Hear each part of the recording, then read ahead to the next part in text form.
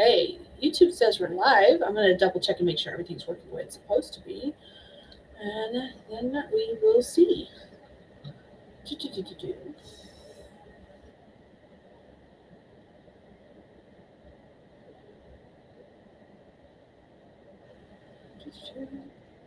Okay, so it took a minute for everything to register. I'm so used to having guests that it works much faster. Hello, everyone. Welcome. If you're new here, my name is Skye. I'm a fantasy author who typically writes paranormal romance. I'm named SD Hegyes, and we're here to do another live stream that I created like 30 minutes ago because I forgot I hadn't created it last weekend. Because what I like to do is as soon as a live stream ends, I try to create a new one, and I didn't do that this time. So, fun stuff. I also realized like 30 minutes ago when I woke up from a nap. Actually, I've been awake for almost an hour now. But when I woke up from a nap, that it's Saturday. I never posted a video on Thursday. It's just been a crazy couple weeks, and it's been super busy. There we go. Probably not the best thing to use.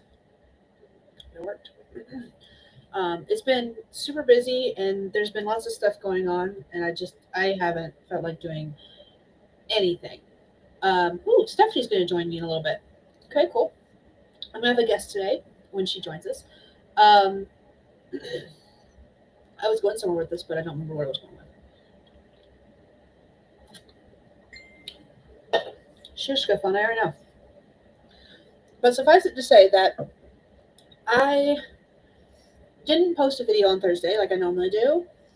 I have like 4 or 5 videos that I've filmed, but I haven't actually finished editing any of them, which is fantastic.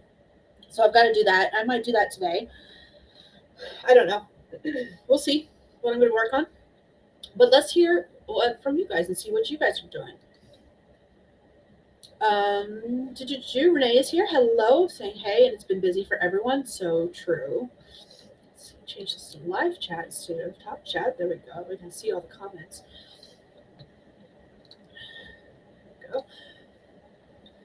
There we go. Sometimes Restream will work with me, and I can actually show comments on the screen, but not all the time. I think starting starting in June, I'm going to switch back to using StreamYard. Unless I'm doing like a event that's going to go over my free StreamYard hours. Only because I miss being able to put the comments on the screen. And Restream and I do not... for some reason on the back end, it doesn't always show me all of the comments, and I haven't quite figured out why. It's probably something to do with my internet. Anyway, Stephanie has joined us. Hello. Hello. That's good. Feel free to introduce yourself to the lovely people. Okay. Hello, everyone. My name is Stephanie. I primarily write romance. I don't know if my name you see on the screen here. I used to do videos a lot. Now I just mainly live stream with my friends on here.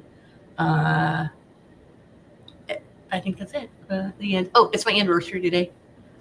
Oh, shoot. Happy anniversary. Why are you here? My wedding anniversary. Yeah.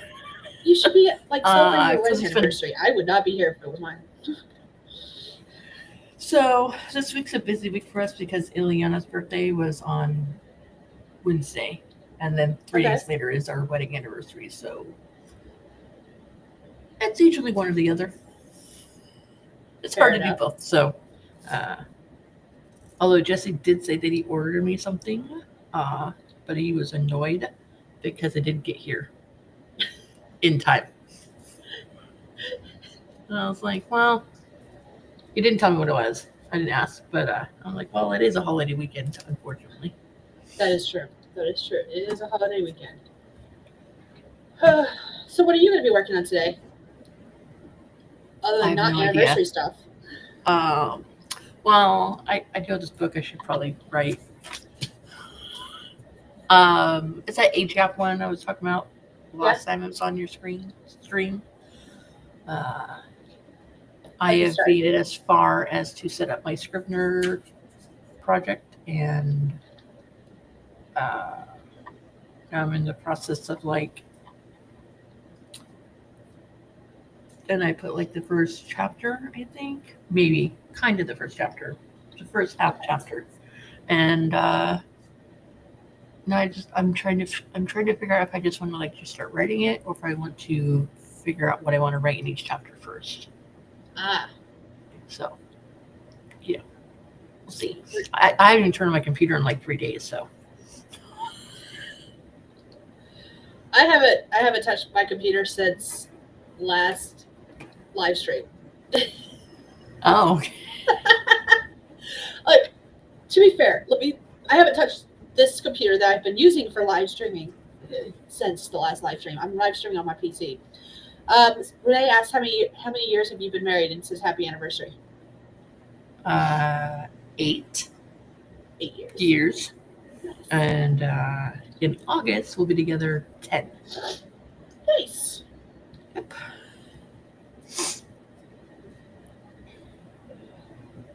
So, and if I could turn my camera, I would show you he's sitting right there to my side playing his video games, so it's all good. Is it Warframe? Yes, it is. So we're still in the same room, so it counts as spending time together. It's fine. Yeah. Hi, Alexa. Welcome. Renee says nice. So, I had every intention today. Like, I had so many plans for today. My plans for today, I got off work this morning, and I went to wash laundry, and I was going to come home, and I was going to take a nap. And then I was going to get up and play video games, like, all day. That was my plan. What happened instead was that I came home, and I took a nap, and I woke up an hour ago. Oh. So I had every intention of playing video games with Justin, and we did not play video games. So it's so funny, like it's been hot here. Okay, I'm in Texas. I know it's gonna be hot, but like I feel like it was really hot. And then where was I? Oh, I was at the local MS support group at the library, and we were all talking about how the weather was affecting us. And they're like, "Have you spent summers here before?" I said, "In other parts of Texas, but not here." And apparently, it doesn't get this hot this quickly here. Usually, it's more of a gradual warm up before you get to like 95, 98 degrees outside. Got it. So on Wednesday we like went to lunch at Olive Garden because that's what I really wanted to go do. And by the time I got home, I was like, I'm gonna lay down and take a nap. Well, I slept for 6 hours. Nope, 8 hours. Later. So I woke up like at 3. I'm like, well, crap. That's like more sleep than I usually get in a typical night in a row. So. But Dave's totally ruined. I slept too long. I was like, well, I guess I'm awake. Good night, Jess. Or good morning, whatever. Because he was getting ready to go to bed when I woke up. I was like, all right, well. Oops. Nice seeing you. See you later. No, they keep really pushing me out, so I just nap whenever my body tells me I need a nap. I used to power through it, but then I just like more crap. I feel even more crappier later on, so. That's just another reason for me to like night shift. I'm just saying. I get to sleep when it's hot, and everyone else is like, I'm dying, and I'm like, I'm perfectly fine. Because I'm asleep. Oh. JC is here. She says, hi, Skye. Hey, Stephanie. Hello. I don't know. That was weird. I'm sorry. I'm barely awake. Renee says, yeah, my hubby and I do the same thing sometimes. My hubby sits on the sofa to play PS5, and I get laptop and sit on the sofa to write. So yeah, we are spending time together. Okay, so that brings up a topic that I want to ask about, because this was something that my sisters and I have been discussing off and on. And then my friend and I, unrelated, I did not tell her that my sisters and I had been discussing this, and she brought it up to me as her own topic. And we were talking about the idea of being a living room family or a bedroom family.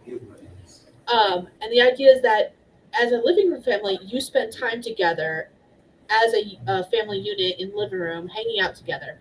Whereas a bedroom family kind of goes off and does their own thing and in their own room without ever spending time together. Like you will spend time together, but it's not. You're more isolated than anything else. And growing up, everyone in my family was more of a bedroom family. We did not hang out. And now we're a living room family. And it's so weird to have that dynamic. What about you? Well, um, I'd say now we're in the apartment. It kind of varies, honestly. Like, my daughter's mainly she hangs out in her bedroom, and she comes out to like eat, and that's pretty much it. Or drink some water and go on a walk. That's about it. She even doesn't even do her schoolwork out in the living room kitchen area. She says she does in her room. So Jackson does spend time in the closet. There's a closet they have in the room. They spend time out here. We actually got him a video game chair to sit out in the living room because he spends more time out in the living room than his sister does. So I grew up as like a bedroom family. Like you just went out, you hung out in your own room. You didn't like hang out in the living room. Like hanging out in the living room was like a special occasion. I did tell the kids like, since we got the apartment, we talk to each other like 80% less. We get out and do things 80%. We're less active. We see each other less. We talk to each other less. We do everything a lot less. So I sleep less, but whatever. I write less. Yeah, everyone just kind of goes off and do their own thing. We don't have we don't have one TV, so like the TV's in the living room. So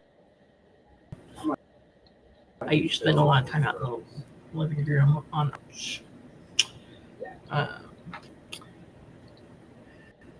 I think Jackson would spend all of his time in his bedroom if he could, except for he's not allowed to use a switch in his room.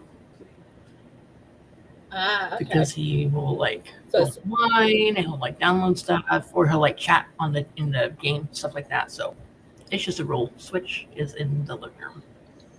Yeah. See, the only time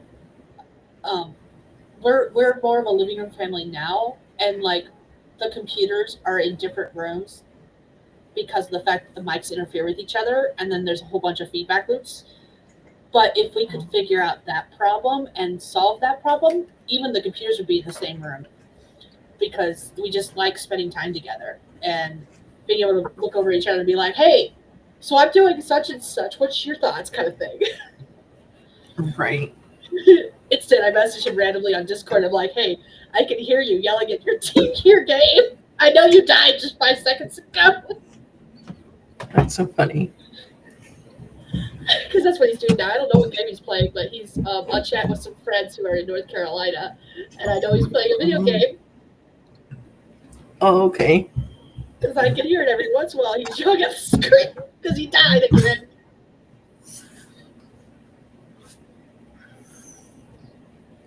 But yeah, kind of like you were saying, how the living room was reserved for special occasions only. I think growing up, the only time we were in the living room, as a family unit, was to watch the late evening shows. Like WB had different shows that were on from 8 to 9 p.m. And that was the only time we were all in the living room at the same time, was to watch the family shows, which was usually Charmed. What shows came out at the same time as Charmed? Charmed, Angel. I wasn't really a Buffy person. I don't remember why we didn't get into Buffy until adults. Let's see, what else? Well, I was watching those shows in sophomore, junior year of high school. And then growing up when I was living with my dad growing up, we would watch WWE pay-per-view type stuff in the living room, that sort of thing. I definitely watch a lot less TV as a kid than my kids do now. Oh, I know what game Justin's playing. He's playing Windblown because Steam just decided to tell me that he's playing Windblown. Well, what is that? Do you even know? I do, because I do have it, but I haven't actually played it. because he bought it for me as a game that we could play together, and I just haven't played it yet. Where's it even on my list? Okay, it must be hidden because it's not showing up. It's RPG, over the top RPG, I think, where characters have magical powers. I don't know. I'll send you a I'll send a trailer. I'll put a trailer in the link, like a game trailer, because I can't describe it, and I don't know the storyline with it. I don't know. It's a game. You go around blowing stuff up with magical powers. Renee says, growing up, we were a bedroom family, but I grew up with a single grandma. But as an adult and married, my family is a living room family. We love to spend time together for food, socializing, and gaming. See? Yeah, same. And we just randomly, like, the girls get home from school, they automatically sit in the living room, and the kitchen and the living room are only separated by, like, an island. So, like, we might be in the kitchen doing stuff, but we're all, like, chit-chatting with each other and just hanging out together. From the moment they get home. Hear your cat going meow. That is too funny. Oh. If that cat goes into the kid's bedroom, the darn boy will just pester the cat as she goes in and out. So she'll eventually stop. It'll be fine. That is too funny. Maria says, plus we like to have a movie night. She is very vocal. Holy smackerels. She's in a heat this week too, so that's always fun. Love She's yes. Love you.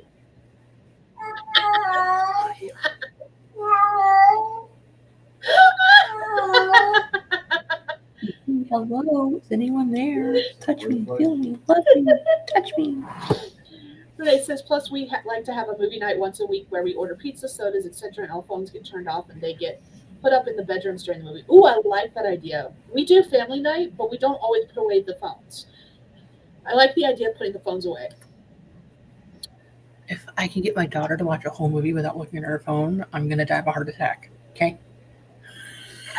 When we were doing the Star Wars marathon, something important would happen on screen. The girls would just happen to be looking down at their phone at the time. And I was like, girls, you're missing stuff that's important to the story. You do not put your phones down if you want me. Because you have asked me like 3 times to explain something that was literally just happened. Put your phones down. It's funny, but I was the same way. I was like, I missed them. The difference is I've seen it before, so it's not as big of a deal. Renee says our kitchen and living room kind of connected, so it's one big room. Yep. Same. All right. Do we want to do a sprint so that I can figure out what the heck I'm doing? Because I have no idea what I'm working on tonight. Not a clue. I think I'm going to go double check the movie scripts and edit videos. I think that's what I'm going to work on. I don't know. I might work on my 5-year planner. I don't know what I'm doing. Anyways, let's go ahead and do a writing sprint, though. We'll do something. We'll do a 25-minute sprint. We'll figure out what the heck we're doing with our lives and move on from there. In the comments section, let us know what you're working on tonight, because I haven't a clue. Stephanie doesn't know what she's working on, and we're just vibing. We're just here to vibe. It's fine. We're good. If you're watching this and you're new to my channel, what we do is we do 4 25-minute sprints with lots of chit-chat in between. So this streak could be a long one, it could be a short one. It just varies. During those sprints, I like to put writing prompts on the screen for anyone who wants to write but doesn't know what they want to write about. You don't have to use a writing prompt. It's just there for some inspiration.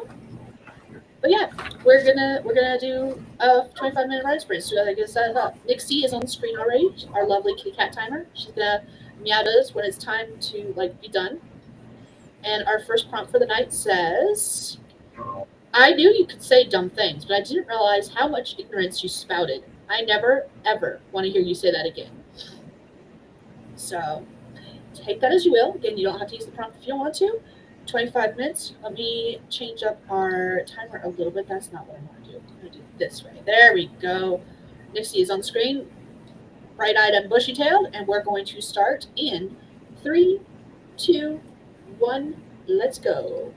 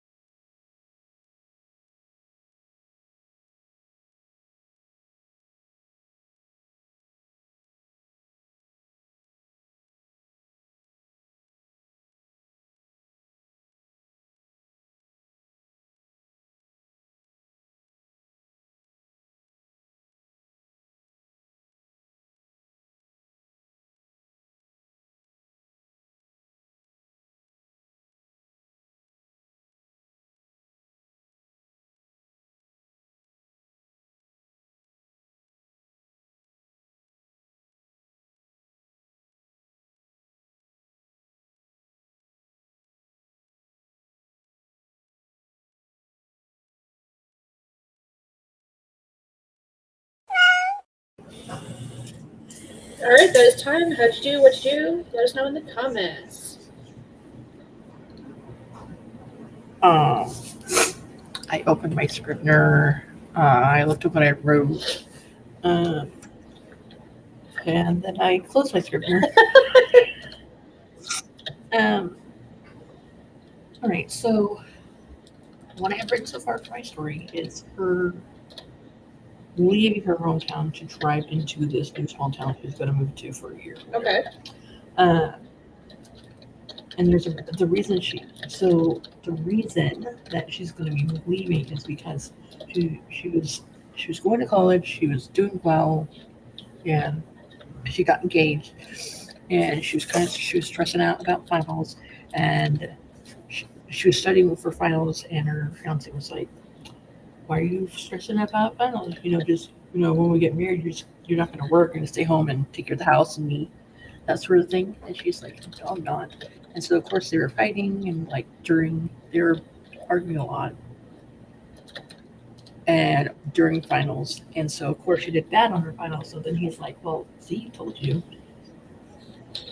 So she's like, "Forget this." So then she decides to lease or rent a little beach house for like a year, and that's why she left. But I start my story with her telling her best friend goodbye and leaving. So I'm trying to decide if that's a good place to start it, like her picking up roots and leaving, or if I should include all that first, or kind of like, or should the reader find out all about her fiance, thinking that she should, thinking all that about her and her feelings for doing bad on her finals. Should the reader find out about that as she shares it with whoever she has an interest in? Yeah. I mean, so yeah. That's about it. Really, that's what I was thinking about the whole time, I guess. Yes. Maybe.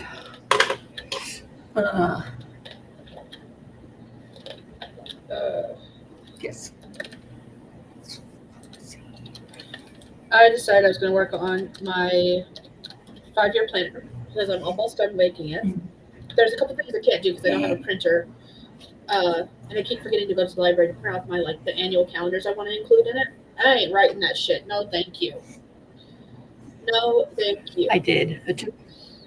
I did it over several days. No thanks. Hard pass. But because of that, I am now flipping through an old calendar that I didn't end up using because the pages were too slick for me to write on, and it had pretty pictures, so I'm going to use those as like title pages. And I'm just trying to decide what pictures I want to use from that. That's what I spent the whole spring doing. So, not very productive. Oh, and I ate a slice of pizza because Dahubs made dinner and it was pizza. Okay. So, let's see. Looking at I shared the link to the video for Windblown in the chat too. Okay. For anyone that's interested in checking that out. Because I can't describe it because I haven't played it yet.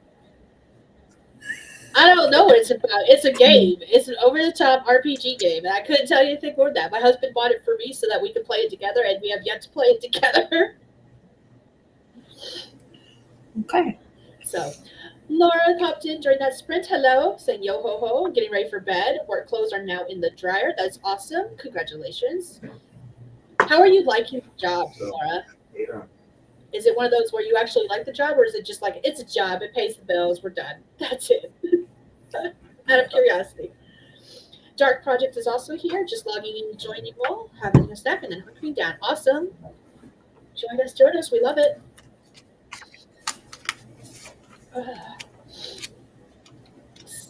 But yeah, other than the annual calendars and then the title pages, once I finish the title pages, all I'll have left for the 5-year planner is, other than filling it out, is the annual calendars, which I can't do because I don't have a printer at home. So, man, I'm going to hit a point where I'll be stuck, and there's nothing I can do about it.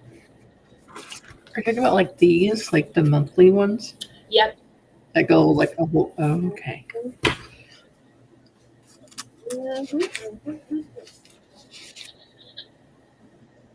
I have no idea. I have no idea. I have no desire to write all those numbers out. Thank you very much. I did it twice in this book. It was a lot. I would have to do it 5 times because I got 5 years worth because it's a 5-year planner. So yeah, no, thank you.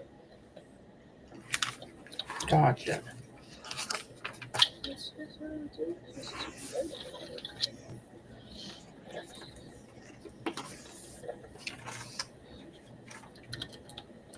All right, so we're on this one.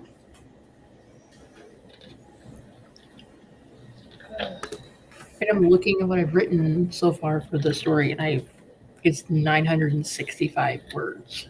So it's a good chunk.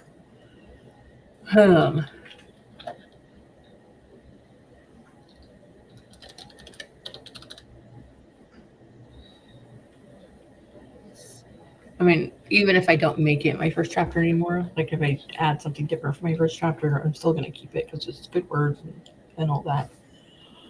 Okay. Oh,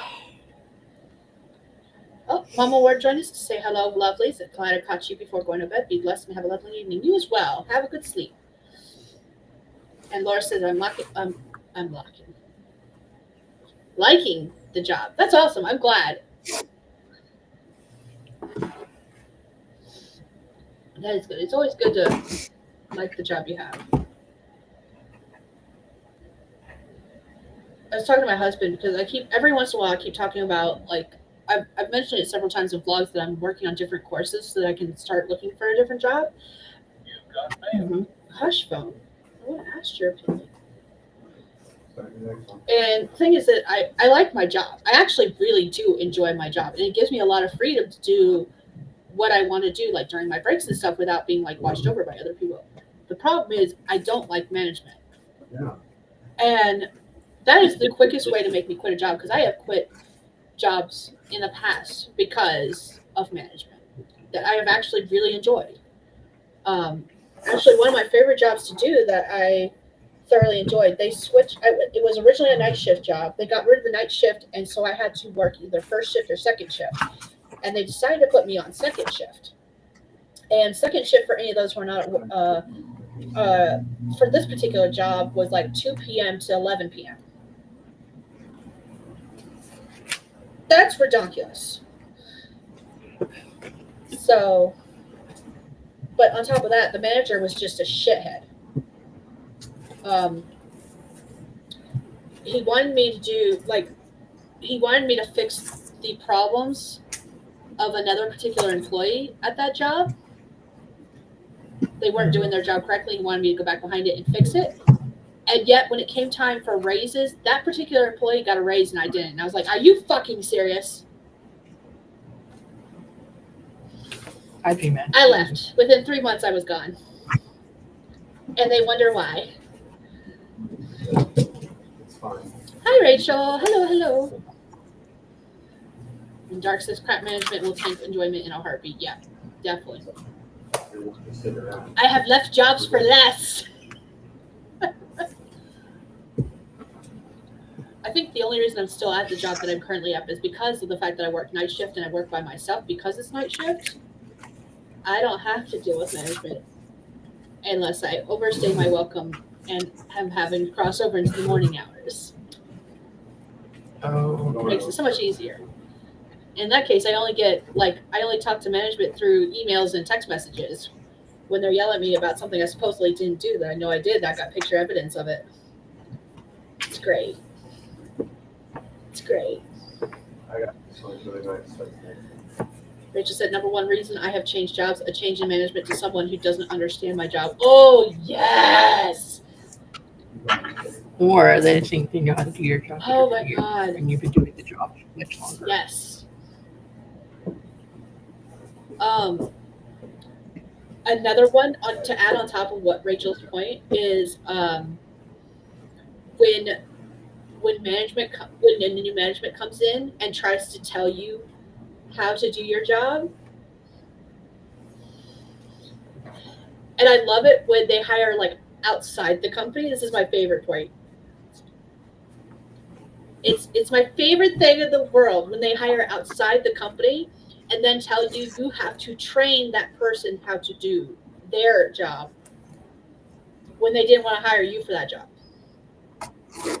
Oh yeah, that's happened. a Guess lot. how I know that? It happened to me. They were like, "You're not good enough to do this job, so we hired some outside help, but we need you to train this person to do that job." And squiz, no. The answer is no. If I wasn't good enough to do that job, there's no reason I'm good enough to train the person to do that job. You don't get furniture off. No, thank you. Hard pass. No, it's Hard not. pass. Okay. I think I'm caught up on comments.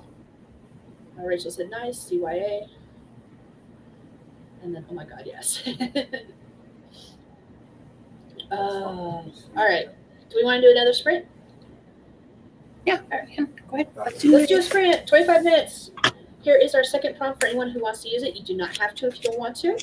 It's just there if you want to write but don't know what you want to write about. And this one says, my back is killing me. I'm just not as young and spry as I used to be, and demons put up a huge fight. So here we go. We're going to do this sprint, and we are going to start in 3, 2, 1. Let's go.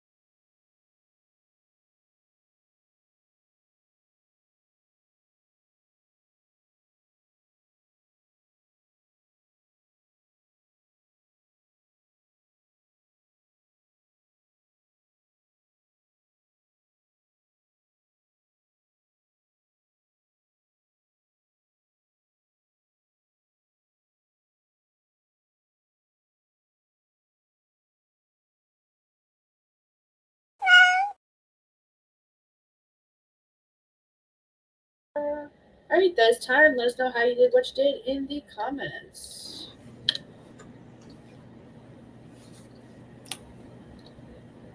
I decided what I was going to do. I decided I was going to take my Scrivener file and the corkboard feature. I was going to just write like a few sentences about what is going to happen each chapter.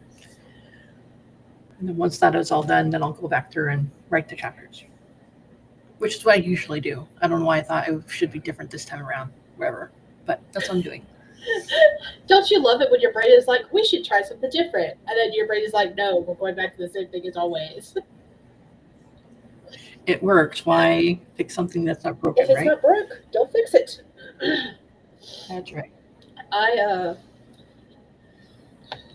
cut out the first page for, there it is. Okay. Sorry, I felt like a hair was touching me and I couldn't find it. Anyways, I did the first title page image for my 5-year planner and got that situated. And then I made a post on YouTube because my 10-year anniversary on YouTube is coming up June 5th or June 17th. And Holy crap, 10 years. Runs again. And Wow. I'm almost at 500 subscribers. Wow. I am 11 away from, it keeps fluctuating between like 10 and 13 subscribers away from 500. So part of me is really hoping I hit 500 subscribers before June 17th. And I want to do like a Q&A because I've never done one before.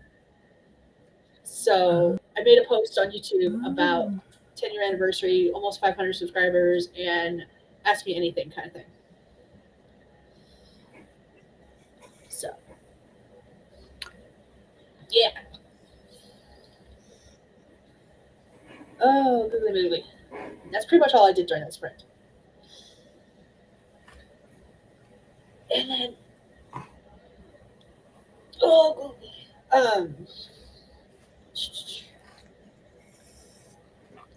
and then I also realized that my like YouTube banner is the same one it's been since I basically That one's so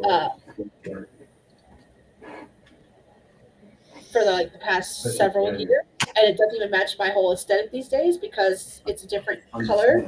So I was like, oh, maybe we should update that. So I've been working on that. Yeah, I change my YouTube banner every so often. I get tired of it. I'm like, let's change it up. I do not change mine that often, and Well, it was one thing. It just had my name on it, and it was like trees in the background. And then I changed it to like RV travel vlogs or something like that because I was in the RV all the time. And then I changed it when I wasn't in the RV anymore. So I changed it for reasons.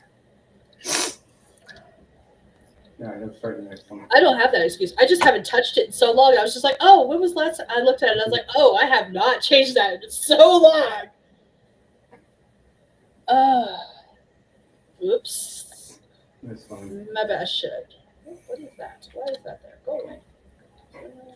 When you're done, just pick up the key. Right, so I need to update that, and that's what I'm working on now. Let's see. Checking out comments. Dark said, I'm torn between working on a revamped outline for a book that's veered off course or working on the other one. And Rachel said goodnight, said, y'all have fun. I took my meds and I'm about to be drooling and snoring, hugs. And I said goodnight to her, and so did Dark. And Dark said, working on the other one, not in outlining mode right now. One of the things I want to do is Kate Kavanaugh did this writing experiment where she did nothing but like outlining and brainstorming for several different projects. Mm-hmm. And I kind of want to do that. I just want to take like a full week and just brain dump on like every project I have on the back burner and add stuff to all of them and see where I can go with every single one of them. Have I done it yet? No.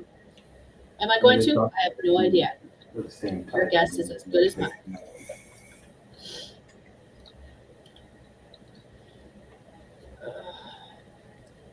But part of me wants to. Sure you don't want to just solo without him? So, I did not like that. Do you like that? Hold on, let's see if they'll just leave. Oops. I wasn't paying attention to that timer. I did not pause it on time. That's okay. So I've like done. I'm going to say my sentence outline for the different chapters through chapter 17. Okay.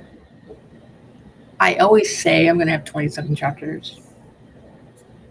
It never works out. It's always less. So 27 or less chapters is my book. Okay. I just like the idea of having 27 chapters. You know, this would be great. Usually about chapter 18, I was like, I'm over this. I'm done writing it. I'm done. So, I really like Kate. I first saw it from Katie Tastic, and I'm pretty certain it's just another revamped version of the Save the Cat method, but I do not care because I haven't read Save the Cat, so I don't know. But she has this 3-act, 3-block, something outline, and I have used that for like 3 books now, and I have completely in love with it. And it's easy for me to add in like the beats from Romancing the Beat into that. So I do a combination of that with Romancing the Beat, and I almost always my books are now my full length novels are almost 27 chapters because of that. Because it's like 3 acts, 3 blocks, 3 something per block or something like that. I don't remember what it's called. Now I want to look it up. Is it the 3-act, 9-block, 27 chapter? Is that the one? Yeah. Okay. Yeah. She did it. She recently did an updated video on it. Let's see. Yeah, she did a whole series of videos apparently. I did not even realize that. I have not watched any of those. The only one I watched was the how to build a book for 27 outline revisited. She redid the same video basically where she with an updated version. Okay. I think I watched the one, the updated. I think I watched the updated one where she was like, "I'm gonna start from the beginning and like show you what I'm writing as I'm writing it because I don't really care if people see what I'm writing." Is which I think she said in her beginning of her video or something. I think that's the new one. Is that okay? The one I remember. Watch it. Let's see. I'm just gonna share this video because this is the one I remember. This is the one I took and made my notes from. Anyone else watch YouTube videos and just take notes from them? Like I've been doing that a lot recently. I've watched like 5 or 6 different people's videos and I've been taking notes from their videos to like implement into my own stuff. And it's not necessarily all writing related. Like some of it is like goals related and journaling tips and stuff like that. So there is an updated version of this video, but this is the video I remember watching. 3-act, 9-block, 27 chapter outline. There we go.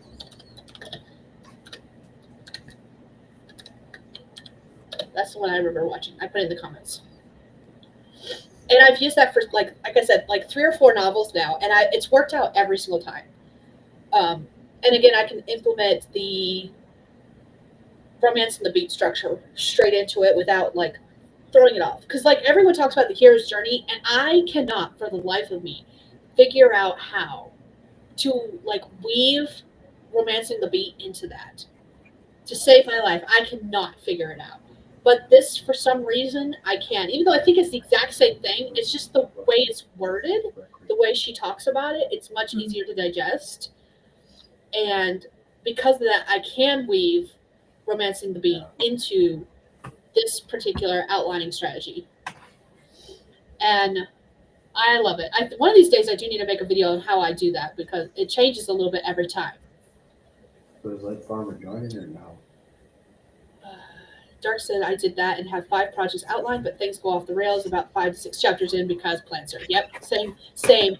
I'm also a plancer. I am a very good person in the fact that I make all these outlines and then I completely throw the outline in the trash and just change everything. Which is why I should not start publishing series until I've written the entire series and just have editing. That is the reason why I should be doing that, and I have yet to do it. I've got 3 different series I've started, and I haven't finished any of them because I keep making changes. I'll finish the book, and I'm like, I think so. man, I don't like the lore. I have such a better idea. Let me just change. Oh crap! Now it's published. I can't do that. So, speaking of changes, Okay. I decided the book I'm working on is gonna. At one point in time, I thought I was gonna have like 12 different books in my small time romance series. Uh-huh. I think I'm just going to do. I thought of having 2 more, like the one I'm working on, plus like another Christmas novella. But I decided, even though I love Christmas, I don't like writing about Christmas stuff because there's so much details and activities and people and celebrations and stuff. So I think the one I'm working on now is going to be the last one in this world. Okay. And then when I do that, I'm going to be like, it's finished, and look at these new covers I have. Okay. Yes. So yeah. Yep. You're working on book 5 in this series, right? 6? Hold on. Phone color. Yeah, 5. Yes. Okay. So that means you're going to do this one and another Christmas novella. So there'll be 7. Yeah, 7 total? No, there's 5. The one I'm working on right now is number 5. Or 6 total. Hold on. I can't even think. Let's see here. What I'm asking is this one going to be the Christmas one, or are you planning on doing No. the Christmas? No, the one I'm doing is not a Christmas one. Okay, so then you'll That'll have be- Christmas. Yes. And that'll be I think- 6. Yeah, 6. Yeah, Okay. 6. So I think that'll be, because my Christmas one is going to be like a short. They're short. I don't make them like 300-page Christmas Yeah. books. That's a lot of. I really like novellas. Novellas are like my favorite thing right now. And short stories. Not only to write, but to read. I've been reading Amazon original short stories like nonstop for months now, and I love it. Oh, I'm sorry, Here's mine. I'm trying to hurt you. Here's mine. How many words is that? Out of curiosity. Let me. Oh, hold on. Chat and stuff. Whatever. I'll look it up in a minute. I'll look it up. I have some. Do I have it? Yeah. No, I do have it here. I'll find it. Okay. I was just curious because I've been doing short stories lately, and they're all about 10,000 words. And I'm not going to do paperbacks for the individual stuff, the individual ones.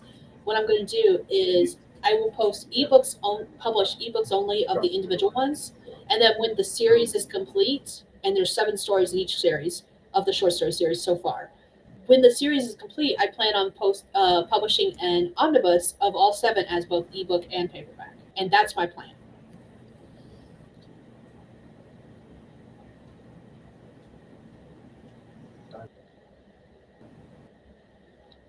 Hold on. I'm looking.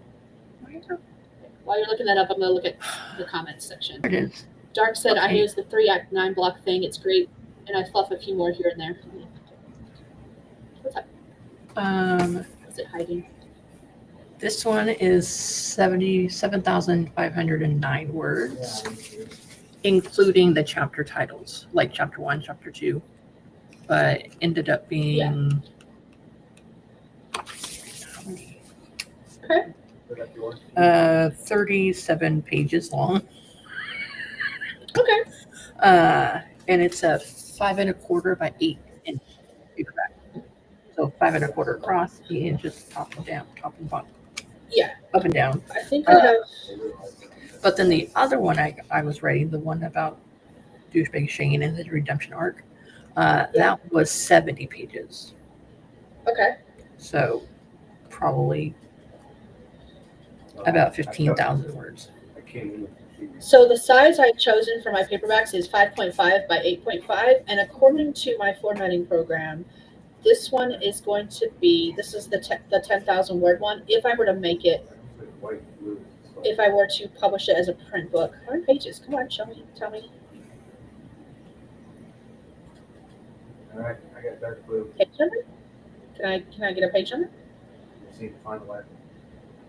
No? According to this, is 10,916 words. Okay.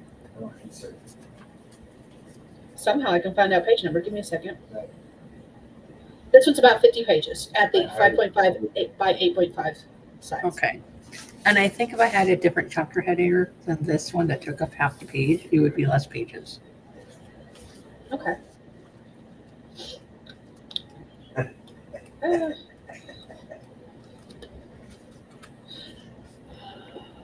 see. Nice.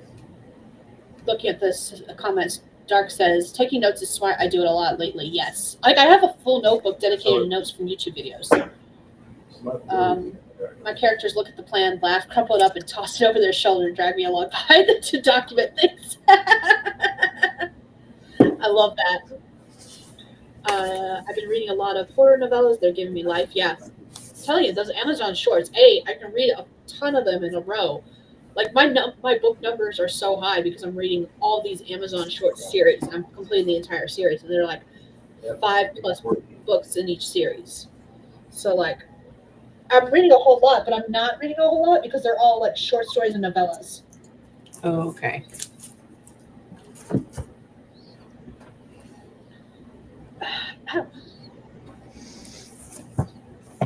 Plus, I have KU, and with the Amazon Shorts, at least, if you get them on KU, you can listen to them on Audible. So I can listen to an entire series in one night because they're usually less than an hour long.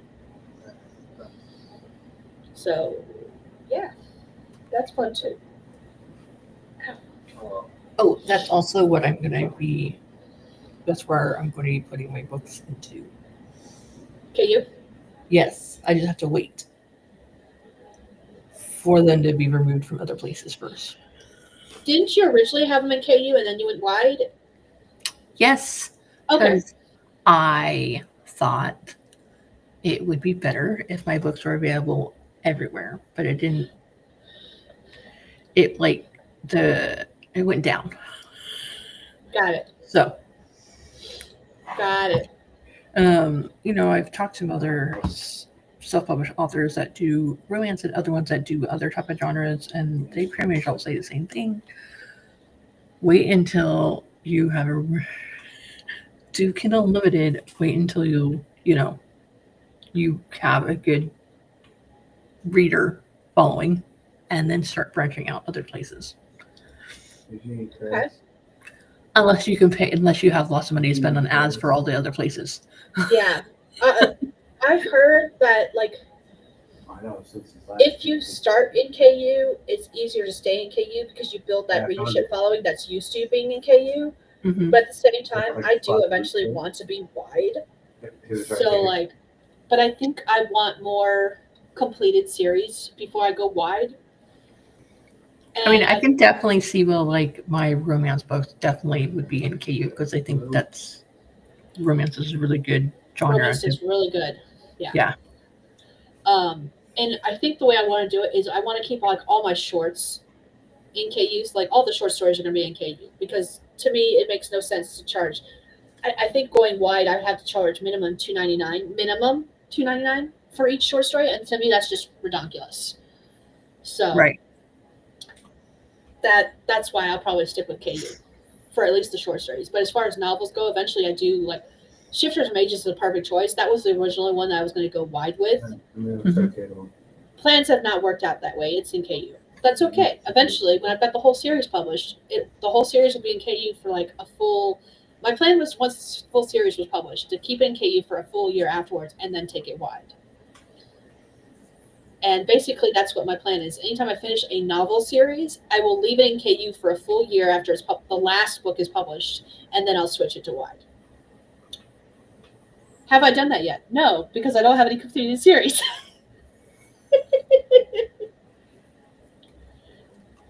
Yeah, I think have a good backlist going, like going to KU, have a good backlist going, and also a good like page read, because you could have like 20 books in KU and no one ever reads them. That's true. So just because you have 20 books out there doesn't mean that you Or I got a big backlist, so now I can put them elsewhere. Alright. Dark says, I love the Amazon shorts that also have pro narration with KU. They're great. Yeah, same. Gotta get a decent backlist before going wide. It's easier that way. Yep. That's my plan. I make lots of plans that never come to fruition, though. So there's also that. In my past me at the beginning of the year when I filled out my wall calendar and I wrote like what I was going to be doing each month, like book writing wise. In May, I said I was going to work on my fantasy adventure novel and draw a map for that world. I didn't do either. And then it said I was going for June. I would be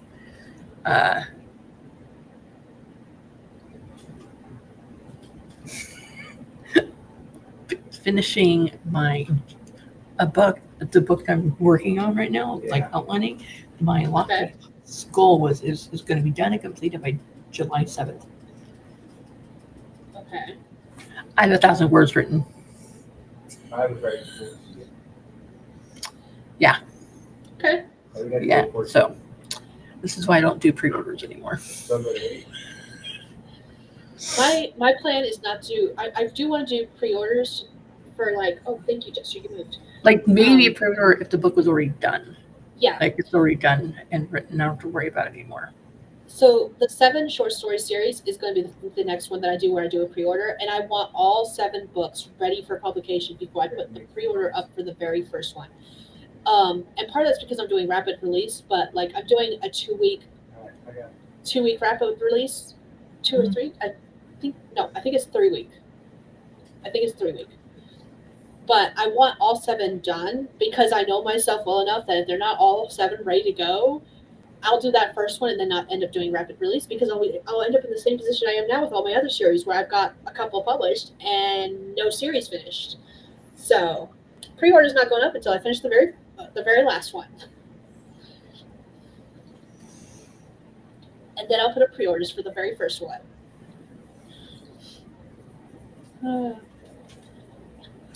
And that's why I'm making this 5-year planner is so I can start planning out my shit, get my shit together, and do the shit.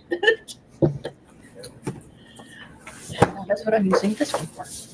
Right here. I debated ordering that because I remember you and I talking about that last time, but I'd already started this. So I was like, well, screw it. I'll just do this, and the next time I'll do that. Look, it has lines in every single square. I know. I saw one I liked too. That's what made me so sad. I was like, but I've already started this one. And it wasn't that much, really. I think it was under $10. $10 to $15. Yeah, something like with like shipping and tax or whatever. Yeah. But yeah, it wasn't. I mean, it was last for 10 years, so But I really like those. I'm still working on this one. Yep.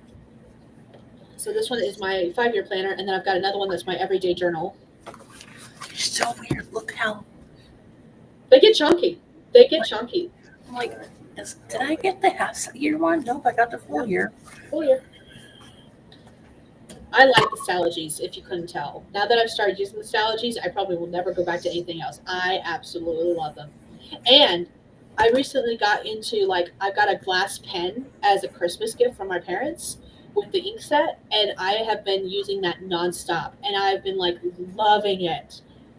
I had to get new ink because I accidentally glued my bottles closed because the stopper it was one of those where I had a stopper and a lid, and so I was trying to glue the stopper back into the top of the lid so the stopper would come off when I took the lid off. I didn't wait for them to dry before I put the caps back on the ink, and so the glue leaked out and all my bottles are shut, so I had to buy some new ink, but that's okay. It's okay. So this is my first one. This is my second one. Look how much fatter it is. They get chunky. Yeah. I don't have my current journal one in here because it's in the kitchen where I was working with my ink set. I do not use the ink set in here because I don't want ink all over this small little poker table. But I have been using it like the kitchen table, so that's where my journal is. But this one is the 5-year planner, and I've used the ink set in it once on one page, and I literally wrote goals. So that's the ink set. I love it with the glass pen. That's the only page I've used it on in this planner, and I'm probably not going to use it in this planner because of the fact that it's like such a hassle. Oh, because you have to wait for it to dry and stuff? Mm-hmm. Okay. And there's so many other things, whereas I could just use a freaking pen versus the pen, the water, the ink, everything for the glass pen setup. I think I sit there and kill these guys. Let's I see. get a key. Jark says, I'm considering a pre-order for the sequel I to got make 2 more keys. make myself finish it, but safety minded me also would rather wait until it's ready to go. Yeah, that was my plan. Like I created with the very first series I published, the Damned and Dangerous Quartet. Mm-hmm. Long story short, I put up the pre-order for all 4. I had the first draft of all 4 done, and then I had the second or third draft of all 4 done. And I thought they were pretty much ready to go, so I sent it off to beta readers. And 2 of my beta readers did not like it. It was a dual POV at the time, and they were like, "It's going to be better if it's not a dual POV," and they were absolutely correct. But then I had to rewrite the entire series, and I missed the pre-order date for all 4. Oh. So now 2 are published, and the other 2 have not been finished yet. Don't run away. There's no one right behind it. Because somewhere along the way, I actually lost the entire draft, the finalized draft of book 4. So not only am I rewriting it, but I'm rewriting it from scratch because I don't have anything but some notes. Happens, it's okay. But that was my plan, was like to have all 4 like pre-orders up, so that would motivate me to get them done and published. And then I missed my pre-order dates because they were not done and published.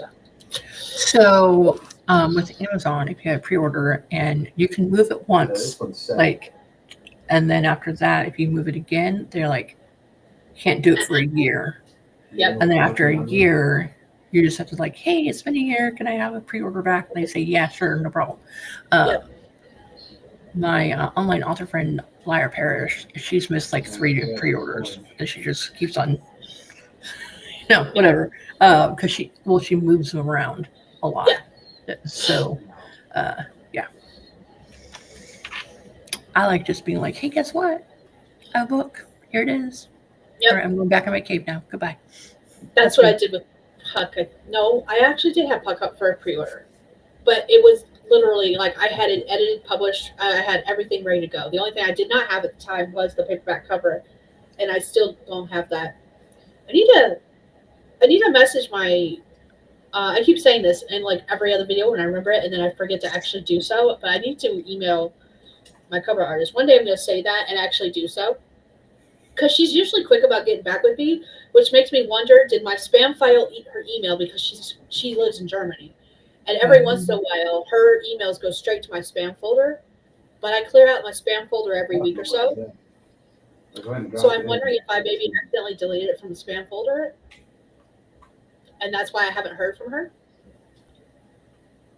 And now it's going to be really awkward because it's like 6 months later. I'm like, by the way, did you ever do XYZ? Because something tells me she did. And now I'm afraid to message her because I'm pretty certain she did, because of the fact that in the past she's been pretty quick about getting back to me. It's been 6 months. So maybe she's waiting for a response from me that she hasn't gotten yet. Whoops. My bad. But yeah, now if you miss a pre-order date, you cannot do pre-orders for a year. If you move it more than once, you can't do pre-orders for a year. Like Amazon is cracking down on that. Like they're like, you screwed up, you lost your trust, you lost our trust too. Bye, you can't have this privilege. Bye. But I haven't published in other than Puck, I haven't published in over a year, so I don't have anything to worry about. And Puck came out on time. Because like I said, everything was ready to go. The only thing I don't have is the paperback. And my whole entire plan was to have the paperback out at the same time. I did not do that. Because I'm a loser. So good. One day I'll have paperbacks. Puck will probably be the first one to come out paperback. Dark says Well, I just don't want to risk. with the way like paper prices are going up, the cost of books are going up, like it just makes more sense to focus on ebooks anyway. You know what I mean? Like focus on getting the ebooks out first. Yes. My eventual goal is to have paperbacks and ebooks out on the exact same date. Like that's my whole plan eventually. That being said, like I said earlier with the short stories, I don't plan on putting them out as paperbacks. And as far as the omnibus goes, I will let them be out for like 2 to 3 months before I put out an omnibus. Stagger that a little bit. So those will be an ebook only for a while too. And then when they do come out in paperback, it'll be as a collection, not individual stories. Excuse me. Because to me, 50 pages just seems. Because there's no title on that spine, is there? Of your little one, your 37-page one? No, it has to be. I think it has to be 79 pages for it to have a spine. It's either 79 or 100 pages for it to have a very tiny spine. Yeah. So even my short stories wouldn't qualify to have a spine, and I do not like the looks of books without a title on the spine. Even if that's all that's on there, it has to have, like, even my journals. This will eventually say 5-year planner, and it'll have the year dates because I like to add that onto the spine. All of my journals, they have the year printed on the spine where I've written it on it. So this is one of my older books, like before I Okay. changed the title and everything. And this is 160 pages. Okay. So, I mean, they messed up the front cover. The cover went goes over. up. Yeah. Yeah. But so it's on there. Yeah. But yeah, I think we had 100 pages for it. That's fine. Which is fine. Dark says I put out 3 things last year, hoping for 2 in Q4 this year. Hey, I at the beginning of this year, my plan was to put out at least 1 novel this year. It ain't happening. I haven't even started working on that novel. So what I'm doing is I'm planning for the 7 short story series. I'm planning to put out all 7 plus the omnibus next year, and it'll be late next year. Like I'll start publishing them late June because I think I wanted to publish the first one on the summer solstice because it revolves around the summer solstice. Okay.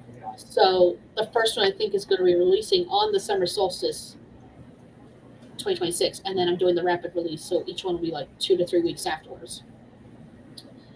So nothing this year. Nothing this year at this point. Everything next year. I think I've got the plans for that the 7 short stories, and then 2 others if I can get them ready for publication. I've got 2 others I would like to publish as well. So 9 to 10 projects next year. But all of them are shorts. None of them are novels. No novels. Everything's like 40K or less.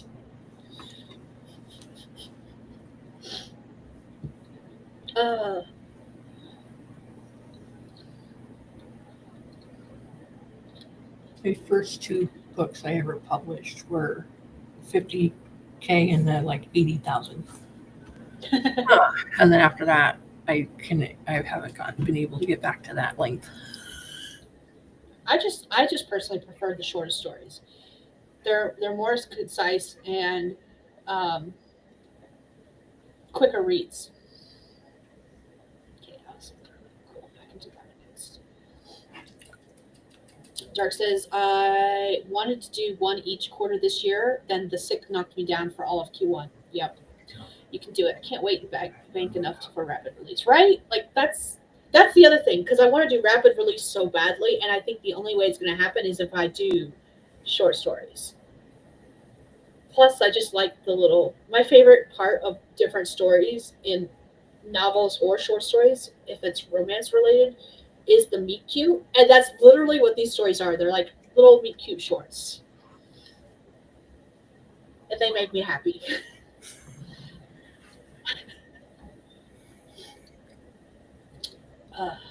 So that's why I'm working on those. And we'll be doing I'll be working on those during the next 7-day book challenge. And the next 7-day book challenge is June 16th to the 21st. 16th through the 22nd. 22nd. Yes, that's what I scribbled on that sticky note. Definitely the 22nd. Yeah, totally. And I would add that to my 5-year planner, except for I started my 5-year planner in July. Yeah. But that means I'll get the September one in here. Do I have dates picked out? In my brain, I do. Have I actually officiated those dates? I don't think so, unless I might have, because I might have posted to my channel something about the 7-Day Book Challenge.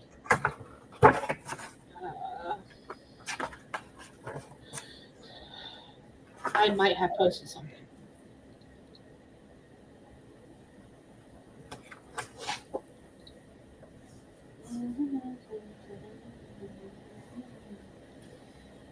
Nope. Okay, cool. I did not. So I don't have any dates officiated. I think somewhere I do have notes because I think I did pick the dates for the 7-Day Book Challenge for September already, but I don't have them in my 5-year planner yet.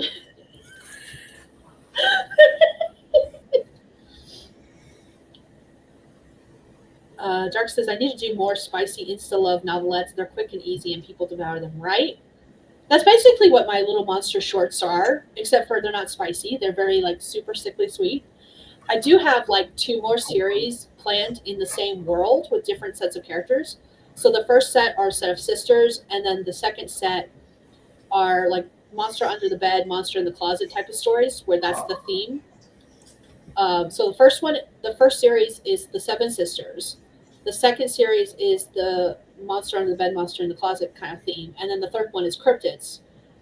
And so, like, the first character in the second story is a friend of the 7 sisters, which ties it into that one.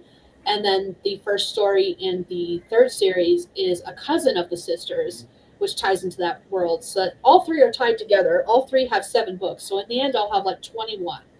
And each series gets slightly more spicy until you get to that last series, which is spicy and still have novel short stories. So I feel that.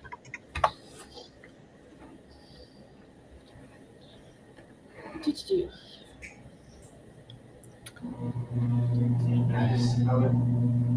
All right, we've been yapping for a while. Do we want to do another sprint? Yeah, I'm gonna get something to drink. Sounds good. Stretch my hip. It hurts. Oof, I'm sorry. All right, well, let's do a sprint so you can take All a right. break. Thanks. Okay, 25 minutes. We're going to do another sprint. Here's our writing prompt for anyone who wants to write. You don't have to write it. It's just there if you want to write but don't know what you want to write about. And it says, your mother wants us to come down for Christmas. You have to tell her. It wouldn't be right not to. What are you telling your mother? What is it you're supposed to tell her? Anyways, let's go ahead and do a sprint. 25 minutes on the clock, starting in 3, 2, 1. Let's go.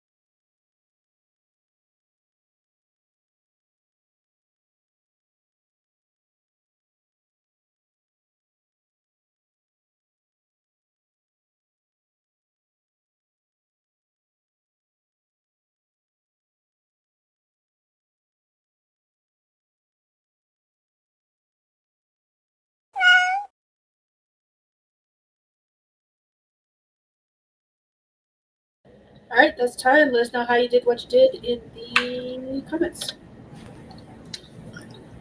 I tried to get my hip to finish popping. I have a bone graft on my hip. It's been there forever. And so it feels like it's like halfway pop. You know how your hip can pop and stuff? It feels like it's halfway popped. So it's a little uncomfortable. But other than that, I probably finished with my sentence outline of my story. I think I'm happy with how it's ending, how it's going to end. So, and then I wrote 2 lines of dialogue. Yes. Okay, then. Yes, that's what it is. I'm still working on my YouTube banner because it's not Centering right. It's not centering right. And I don't know if it's me or if it's YouTube. It might be YouTube.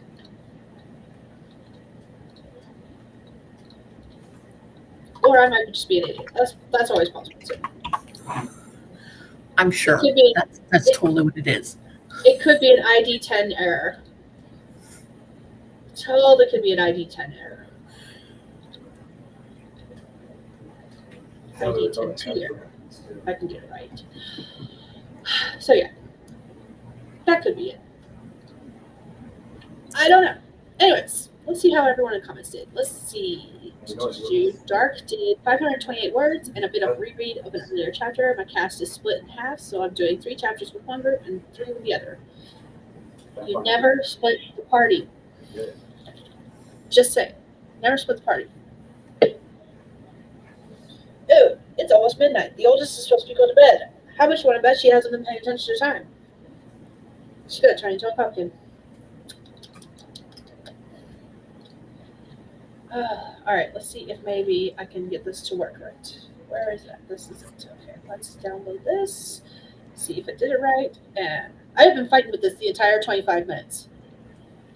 Really? Tweaking it here and there to make it work. Oh, I lied. I did another cover page for the 5-year planner too.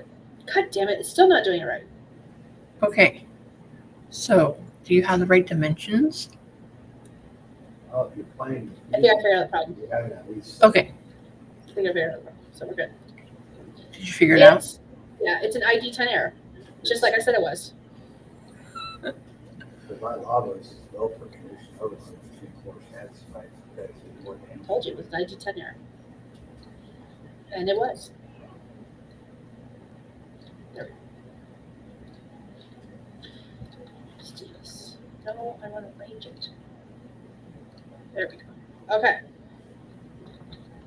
Now let's try this one last time. We may have discovered the problem. Download. Save. Cancel this. Change. Ah! I did it! Yes! Yes, queen. Sorry. Okay, cool. It is done. Publish. Oh, yeah. View channel. Yes, it looks beautiful. I love it. Okay, cool. Okay, now I'm done fighting with that. Let's see. Dark says, I have shonen jump syndrome. My cast for this series is huge reverse harm with 7 then all the 7 love interests and then all the important side characters. Okay, so funny story. I don't remember what started the conversation earlier. I do not remember. But my husband and I were laughing about that. And I was like, I have a hard enough time pleasing one person. There is no way I'm going to please another person on top of the one person.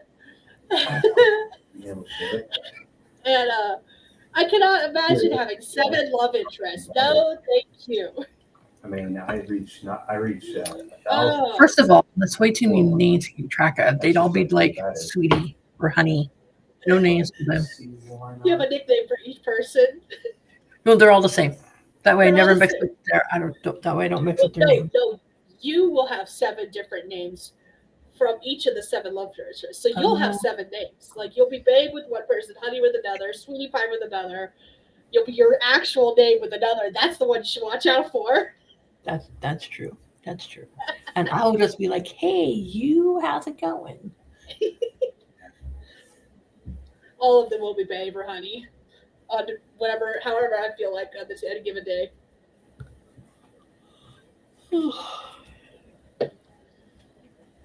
And then one of them is, of course, going to call you like one of those like not so cute pet names. Like Sugar Plum. Nope, that's one Or- of those cutesy ones. I don't know. They're going to call you Trash Panda or something. That's so One of funny. them is Yeah. definitely going to call you something that is not cute. Yeah. I do love the idea. Like, I say that, and at the same time, I like one of my favorite mangas and one of my favorite animes is Ouran High School Host Club, where it's one girl and a whole bunch of guys, and it's like it's more friendship related than love interest related. But I think it is super cute, and I'm pretty sure there's 7 guys. I have to count now. Hold on. Okay, hold on. I think there's 7. Let me just look at the picture. 1, 2, 3, 4, 5. Okay, there's 6. That's pretty close, though. That's still Hey. too many. But if you give me something that's closer to that, I am here for it. I just can't, in my personal life, I cannot imagine having 7 love interests. It's In just too much fiction, it's touching. beautiful. In fiction, it's beautiful. In real life, I'm just like, no. No thanks. Oh, okay, I love this. Dark says, part of my book blurb is, will Lily's noodle thighs ever recover? Okay, now I have to change my character's name. Thank you very much. Her name was Lily, wasn't it? Yes.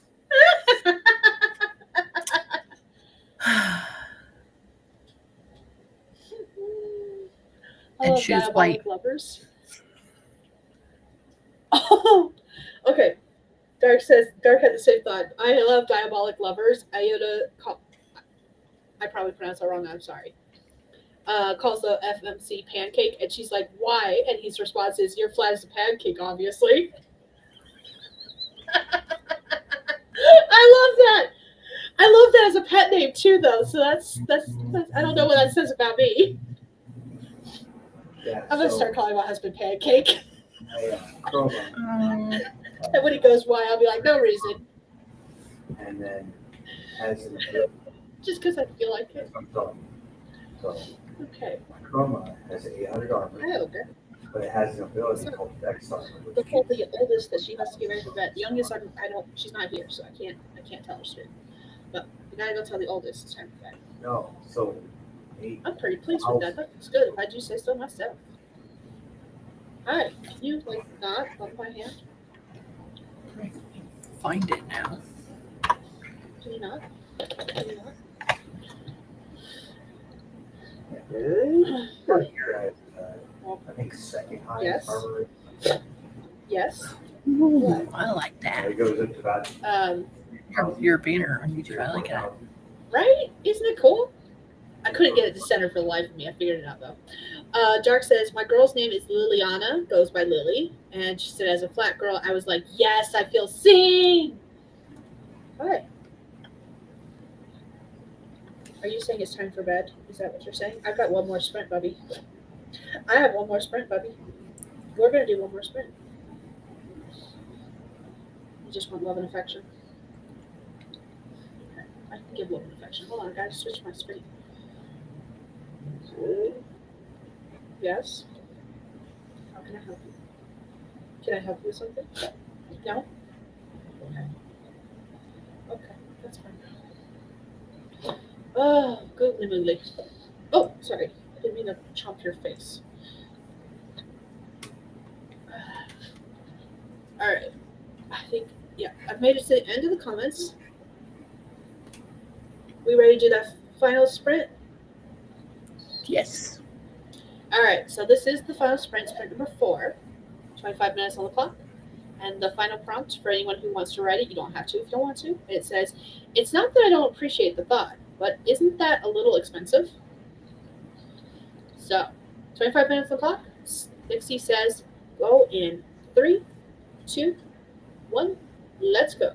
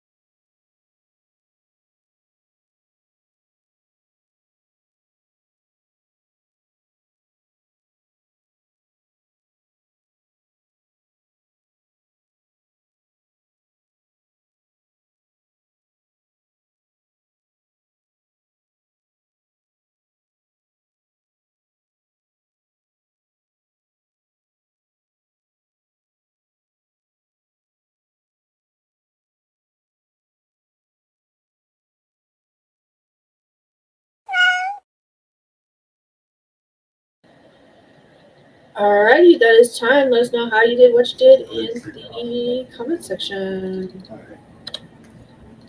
I worked on Yeah. dialogue. My favorite thing is dialogue. And then I fill in all the lovely descriptions later. Like making sure they're not in a white room. I definitely have white room syndrome. Or if there's more than like 2 or 3 people in a scene, I'm like, oh wait, that's right. So and so is still here. What have they been doing the whole time? These other people have been interacting. Oops. I did another cover page for my 5-year planner. So I don't know if I explained what I did. I bought this calendar earlier this year with the intention of using it for 2025. However, it's got those slick pages and my ink kept smearing. So I haven't touched this since I started writing it and discovered the pen ink kept smearing. So I read it. in order to reuse it, I am tearing out pages from the calendar and using them as title pages for the different years in the 5-year plan. So, like for 2025, I'm using Beast because Beauty and the Beast is my favorite Disney film. And I will write the words at the top, 2025. And then I asked everyone, I sent a message to everyone in my family, and I listed off all the movies that are shown in this calendar, and I had them pick one. So, like, my youngest answered first, and she picked Alice in Wonderland, so that's the one I installed there. And then the oldest, when she came in the room, she told me Moana, so that's why I installed that one. And now I'm just waiting for my husband's answer, and then I'll have to pick one more myself for the 2029 one. And then the calendar will be done. The planner will be done. And then literally the only thing I'll have left is to put in the annual calendars, which I can't do until I get to the library. So everything else is done. Yay! That's a cool way for you to reuse that. I'm a big fan of reusing stuff that doesn't work. I fixed mine up a little bit. Let's see. That's all I did. And then I started scripting out a video that I want to put out next week. That I haven't started filming yet because it's getting slotted in between different videos that are already filmed but not edited.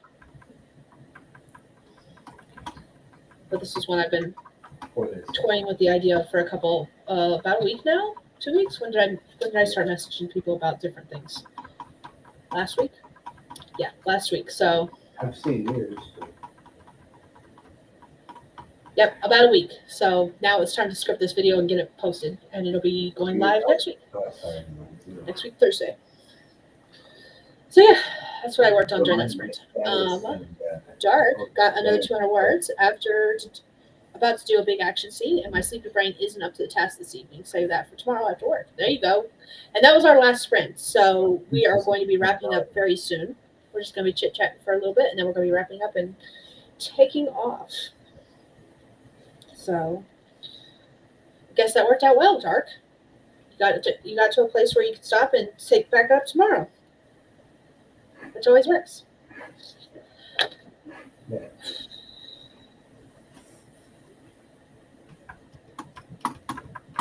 I got nothing else. I haven't done anything. There's been no writing going on. I'm hoping to change that soon. And next week's video will explain that.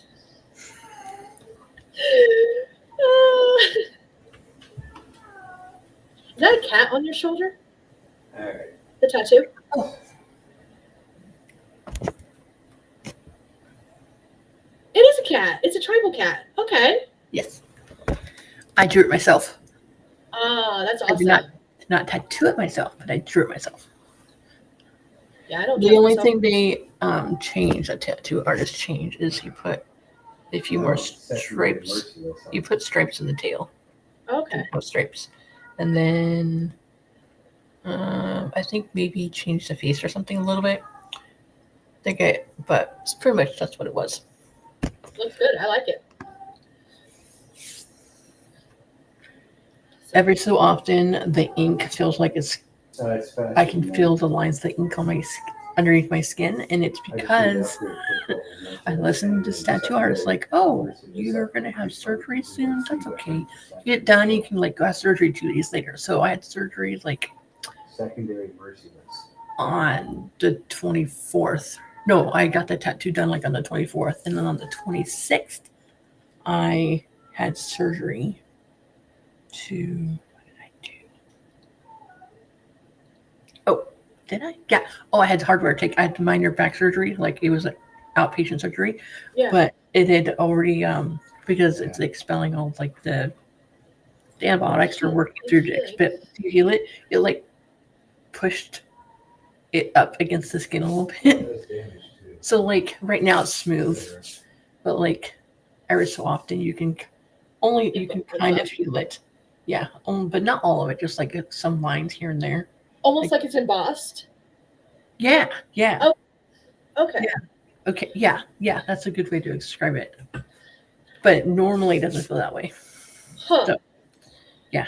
That is interesting, especially since I've heard mixed reviews about getting surgery right around the same time as getting tattoos. Like, there's some people who are like, don't do it. There's some people who are like, yeah, it's no problem. I'm like, which is it?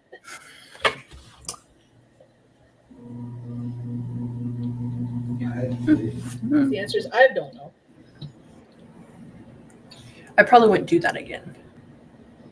It's like, okay, so I got that tattoo done, and then like in the hospital, it had already So you know how you get to? Do you have a tattoo? Yeah, I have one. Okay, so you know they get the tattoo done, blah blah blah, and then you wrap it up, and it's healing, and then sometimes it like the ink flakes off the top of the skin. Yeah. Mine did that for the whole thing. Oh, like immediately. Oh dear. Mine didn't, but Yeah. mine is much smaller. I promise I'm not flashing the camera because my tattoo's right there. You're so pale, I can't even. My wait, fox paw there it prints, is. and it's got the girls' birth dates in it. Okay. That was my last tattoo I got. I only have the one so far because I can't afford any more, and this one was like 2020, right before they started shutting everything down during the pandemic. I was like, I'm 30 years old and I don't have a tattoo. Both my sisters have 4 or 5. I'm getting a fucking tattoo, and I got it on my birthday. That was my 30th birthday present to myself.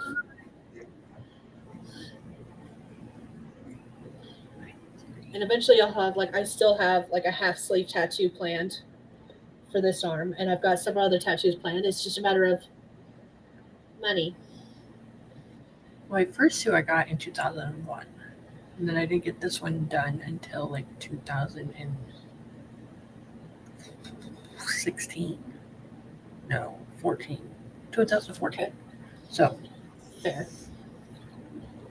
And they were all like $100 or Yeah. less, so each, not combined. Each. Mine after tip was like, I think the tattoo itself was 50, and I think I gave her a 50% tip, so I think I paid 75. I either paid 75 or 100, and I basically gave her a 50% tip of whatever the tattoo costs. Because, like I said, it was like literally 3 days later they went into pandemic mode where everything shut down. So I was like, okay. yeah, Gotcha. this is a risk. Everyone's wearing masks already, but we haven't officially shut down. There's talk of shutting down. And here I am going into a tattoo parlor. Oops. But to be fair, I'd had the tattoo scheduled, the appointment scheduled for months. Okay. And I had purposely planned for me to get it on my birthday. And then just everything was starting to come to fruition with the pandemic. So luckily for me, they didn't shut down until it was legit 3 days later when everything shut down. Or at least it feels like it was 3 days later. Pretty close to it if it wasn't quite. Dark says, I have 0 tattoos. I'd love some, but money, time, and whim. So nope. At this point, money is literally the only reason. My husband and I, whenever we get paid, we give ourselves a little bit of fun money every week, and that can be used for whatever we want to. And 99.9% of the time, we use it for energy drinks and video games. I mean, those are Or important. in my case, I keep buying planners and journals and stuff. I keep buying stationery or tarot cards because I have a problem that I don't want to fix.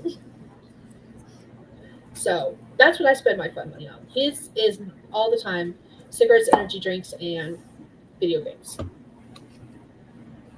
Oh, that's right. He smokes. Does it? He smokes, right? Yes. Okay. Unfortunately. I forgot about that because I've seen you guys in person, so I can say I forgot about that and not be a stalker. For those who are unaware, I mean, feel free to stalk all you in want. I'm person, just saying. in real life. So I was watching. What was I watching? I was watching Cold Okay. Case, a TV show. And so it's set in Pennsylvania, and they are homicide detectives, and they close cold cases. This cold case was kind of a cold, like this girl was the only survivor of her whole family being shot. She got shot in the head, and she was in a vegetative state, and then she woke up. And so they were trying to figure out what happened. So she's in high school, okay? This is so messed up. She's in high school, and it's straight up like some weird, like serial killer movie, okay? So she's in high school, and she, like, someone calls, like it's like she messages somebody, and then, or she's talking to someone on the phone, and the guy is like, oh, who am I talking to? And she thinks it's the wrong number. He's like, you're so pretty. And she's like, you're watching me? She goes, yeah. He goes, yeah. And then she looks out her window, you can see her. So you see him standing in the shadows. Okay, this is weird. And then she starts getting like red roses at her locker at school, and sticker admirer notes. Long story short, her mom was lonely, and so she wanted to like go on, make a profile to like connect with friends. But then when it came to putting her picture on the profile, she's like, "This is what I look like. I look like a frumpy housewife, but I look like so much like my daughter. So I'm gonna use my daughter's picture as a profile picture." And she used her daughter's picture with like her school's logo on her shirt, and. This guy was like so attached, so he came into her house. Well, first the mom finally admitted to the dad, like, "Hey, that she didn't do it. It wasn't her. It was me." And then like shortly after that, the guy comes into her house and is like, "I don't want you to take me. I don't want you to go away from me ever. We belong together. It's fate. You're my Juliet. I'm your Romeo for always," because that was his screen name was Romeo. And so he shot everybody, and here's the messed up part. She was like not remembering, like she didn't have any memory of it, and she was slowly remembering the night of the attack. Okay, the night of the attack. So then they're in the police station, and she's like, I remembered who it was, like who her attacker was, and it is her physical therapist. No. The nurse that has been her like home health aide that's been working with her side by side in the hospital, and he snuck a gun into the police station in her wheelchair because it's metal, so it would go off, right? And so he like takes her, and everyone's trying to shoot at him, but she's like, he goes. They go in this room, and anyways, it comes out okay in the end. But I'm like, oh my god, why are parents so dumb? Like at the beginning of every episode, it says this is purely fictional, not based on any true events. I'm like, but that could totally happen because parents are dumb, not me. Oh, I'm totally dumb. I will freely admit that I'm dumb. I do dumb shit all the time, and then later I'm like, oh, that was stupid. Let's not do that again, and I do it again anyways. I'm only smart after the effect. Hindsight is 20/20 for else. So I'm looking at the comments. JC, where do you sell your designs through? Like your stuff. Like you say your designs for your T-shirt. Do you sell it through like Teespring or another storefront? Store up GC. Yes, do that, please. You've got wrench power. Pronto. Like, promote yourself. Dark says my fun money is for extra snacks for the kids and occasionally a T-shirt for me. So snacks for the kids for us comes out of grocery money. Like we purposely plot that in the groceries. And then clothing is also another thing where like on the months where we have three paychecks instead of two, because there's 5 weeks in the month instead of four. On those months, that's when that extra paycheck a lot of Oh, times that's for me. You can look at it later. It's fine. um, that's when the extra paycheck that we get for that month is when we do a lot of like clothing shopping for us and the kids. But at the same time, if the kids tell me they need like socks, underwear, bras, things like that, those are automatic. We buy those like the next payday because we have actually got to do that tomorrow. Is we've got to go clothing shopping because the kiddo looked at me the other day. She's like, "I keep putting holes in all my socks." I'm like, probably because your socks are like 6 months old and we haven't bought you any in a while, other than your soccer socks. So yeah, I can imagine you need new socks. Luckily, the kids lately, like this year, have not had to get new clothes at the same Mm. time. Like both Billy and Jackson have not had to get clothes at the same time. Says Glory. Jackson, like Oh, 3 weeks ago, just had to get new underwear because he's growing in places. Just leave it at that. And Ileana, she likes going to bed and taking her pants off, like her pajama pants off, and sleeping underneath the blankets because she still sleeps with a comforter, even though it's 90 million degrees outside. I was like, That's what I was Illy, that's what I was how's your saying. underwear? They're getting a little snug. She's like, Why do you care about? Yeah. Kids? and she's pulling it down because it's hugging her butt a little bit. I'm like, okay. What can you do? So Okay, I'm doing the same. the girls are wearing the same size clothes. However, one likes jeans. The other one hates jeans. Okay. The one that does not I like do. jeans likes dresses and leggings, like paired together. And the one that does like jeans likes jeans and like t-shirts. So yeah, my number was quite much. So she used to like wearing leggings all the time. She wore leggings and t-shirts, but recently, But about a month or so ago, she's like, all right, good stack. I don't really like my leggings anymore. I go, oh, are they too short? Are they too tight? She's like, no. She doesn't like them because they're hugging her butt, and she doesn't like people hugging her butt. I'm like, yep, you're definitely a teen. I love my leggings. Thank you very much. You can take those from my cold dead fingers. Okay, I'm just saying. That being said, my favorite thing to wear right now is not even leggings because those have no pockets. I like the jeggings because those have pockets. I like the capris, like from the Walmart section, the exercise pants that are like they're tight but they're capris that in a little bit below your knee, but they have a pocket in the side that's perfect for yourself. I have a bunch of those too. I got one pocket for my cell phone, one pocket for my wallet. Then I just have to carry my keys in my hand. Because I've been wearing those a lot. I've been wearing those a lot too. Because I wear clothes to work, and then I keep my work clothes because I wear scrubs for work at work, and I basically just put my scrubs on over top of what I'm wearing. So I wear a lot of tank tops and leggings or workout pants because they're closer to the body that I can just pull my scrubs on and be done. It works.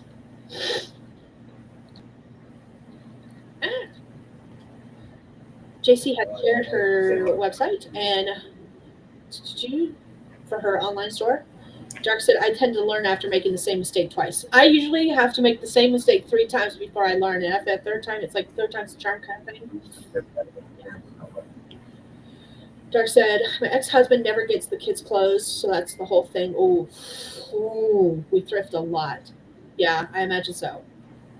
I feel like boys are a lot easier to buy clothes for at the same time because, I might be wrong because they don't have boys. So feel free to tell me I'm full of shit, Dark, because you have boys and I don't.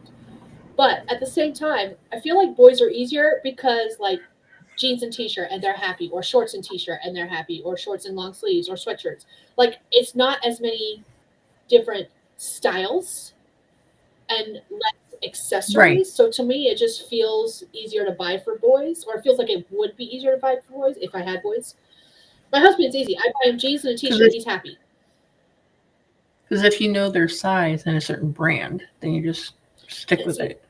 So like Jackson had a bunch of size 14 shorts from Target, okay? And they're getting a little snug in areas. So we're like, okay, let's go to Walmart and get like the basketball style type shorts.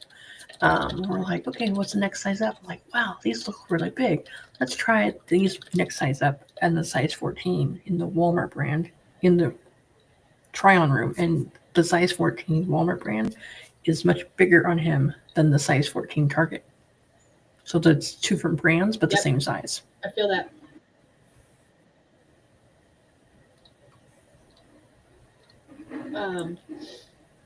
Oh, that's so weird not having my nose ringing.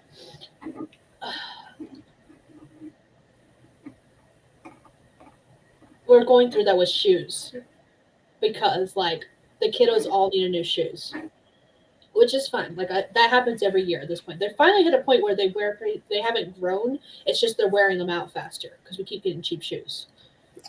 Okay. But depending on the brand, they wear anywhere from a size 6 to a size 9. That's a big range. So both the kids are in not kid sizes. Same. They're both in like Jackson's, I think, in the men's size. I think he's wearing a size 8. And Illy is wearing a size 10 in women's. Like, ugh. Only because it's just hard to find shoes that big for me anyway. She's got a high arch like me, so we need an arch support in the shoe, and they're just expensive. So when she outgrew her tennis shoes and got to the size 10, I was like, you know what? I hate wearing socks because we're in Texas, so you can have my shoes. There you go. So I gave her my shoes. So I wear flip-flops all the time. Fair.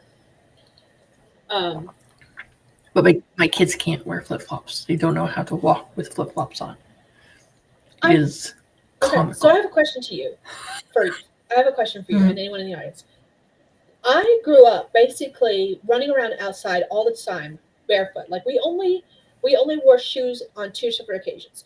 You always had to wear shoes when you're around the horses, and I mean closed-toed shoes. You don't wear flip-flops around the horses, period. That's a good way to lose some toes. You wear closed-toed shoes, and boots are better. And then when we were at school or out in like public when we were going in and out of stores.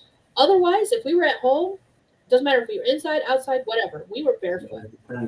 And I feel like because of that, I can wear flip-flops now to a certain extent, but it still feels like awkward. And I'm just curious if anyone else has that same experience. Like, were you a barefoot kiddo, and how hard is it to wear flip-flops?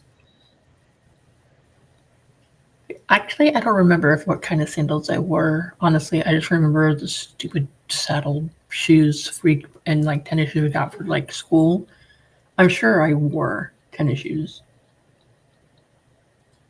and sandals. I just don't remember what kind of sandals and shoes I wore out because we would go to school and we'd come home and we'd change out of our school clothes and then change into playtime clothes. I don't remember what I was wearing on my feet, but I do remember I would like go outside and like go from my house and go like 4 doors down to my friend's house barefoot and walk back. So you were barefoot.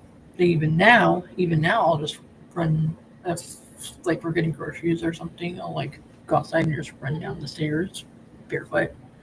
Like in the campground, sometimes I would go outside barefoot as well. And then oh wait, there's fire ants. Let's go back inside and get shoes on. That sort of thing. Yep.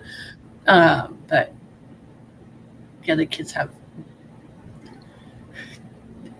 I don't. They get the shoes, the flip flops on, and they're like this weird with the thing between my toes, and I feel like it's gonna fall off. And so I'm like, let's just try it because I wanted to do flip flops in the shower at the shower houses, and so so when like shower shoes, like wear flip flops for shower shoes, and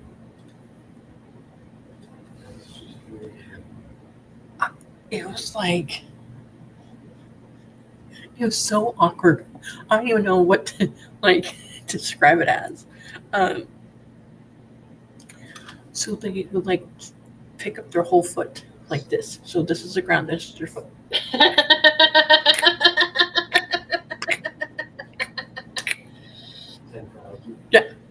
But I'm like, just walk like your normal foot. But it makes weird Heel noises. to toe. And it doesn't sit right on my foot.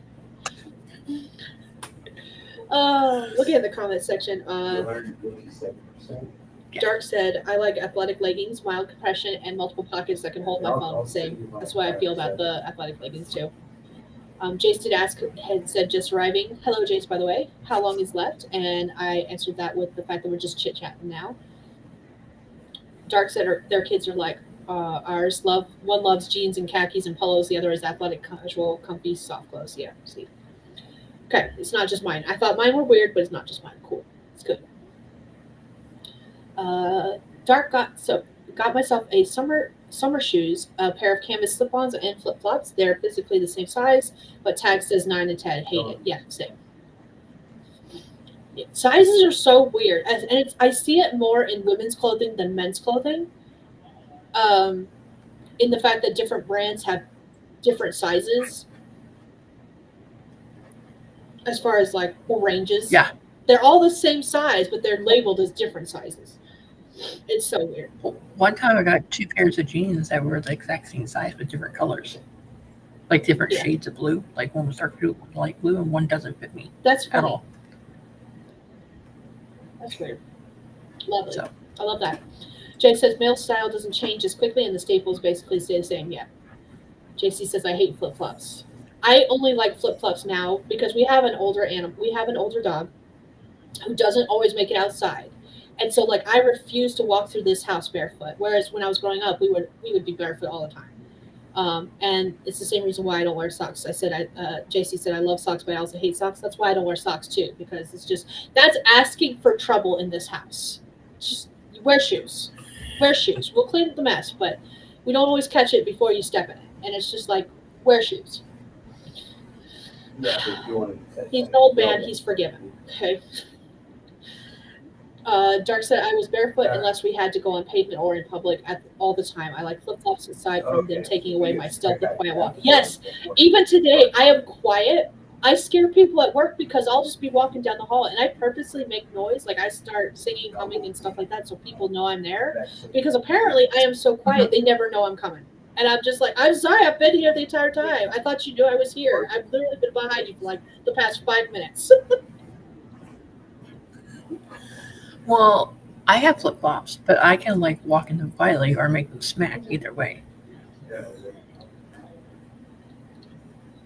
I go through like 3 pairs of flip flops a year because I'm so hard on them that like after 2 months my arches will flatten, and then pretty soon I'll be able to start feeling the pebbles and rocks through the bottoms of my feet, and so then I'm like, all right, I guess I'll pay for another pair of shoes. Work shoes, I get the composite toes and I'm gonna have to start getting the composite toes for my youngest too because we both tend to like stub our toes.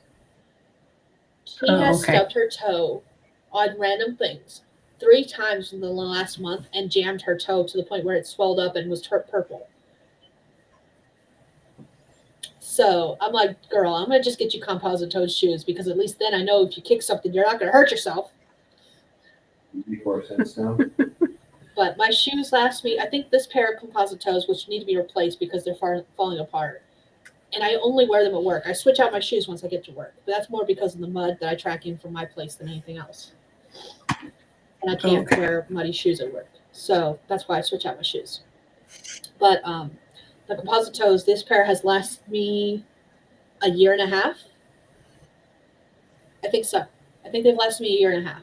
So how expensive they cost, it's worth it for me because they last a long time. Whereas I'm on like my 33rd pair of tennis shoes in the same amount of time because they're cheaper. Don't come in handy when dealing with moths. But the tennis shoes also get worn more often because they're everyday wear shoes.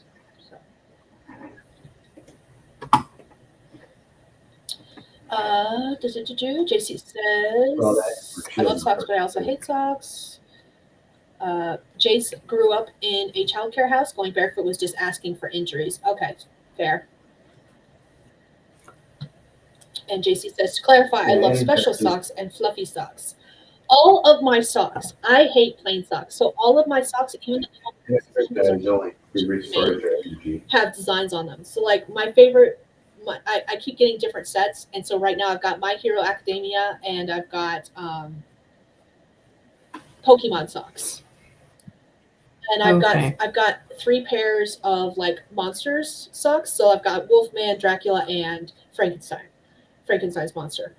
Um, and when all of those wear out, I'll get a new set of socks.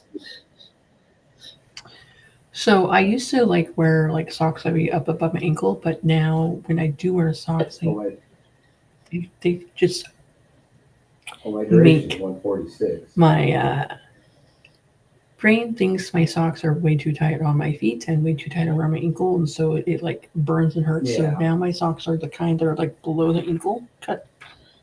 But now all my socks, whenever we wash them, I just Oh. put them in Ellie's drawer because we were the same size. So she just wears Yeah, I them. was like, you know what? Um, I'm using my abilities. I'm going to use it posted, I forgot what I was going to say after that. I And don't so that's remember. what, It's fine. because of My husband he gets a package of like character socks.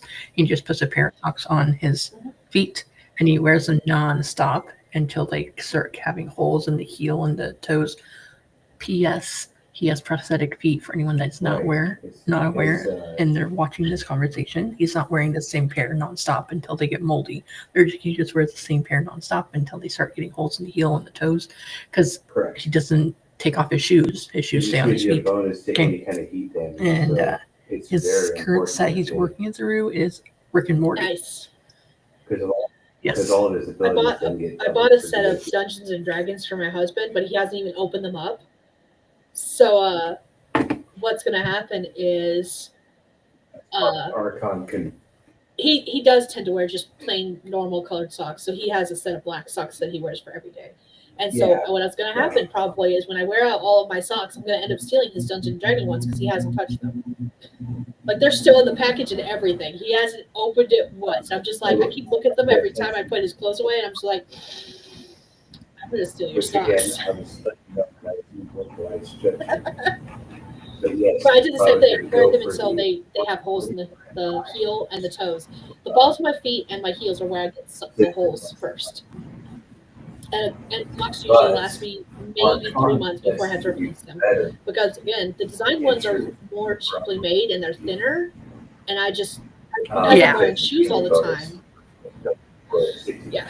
it's just ain't gonna happen. Accidentally. Just for either Christmas, my birthday, that's last year, or year before, yeah, this last year, he got me a set of Friends, like the TV show Friends, socks. In the style I like, but they're just really thin, so I don't really wear them often. I'll wear them in the house, but I can't wear them when I was wearing tennis shoes. To wear them with tennis shoes, I felt like my feet were sliding around in my shoe because of how thin they were. Fair.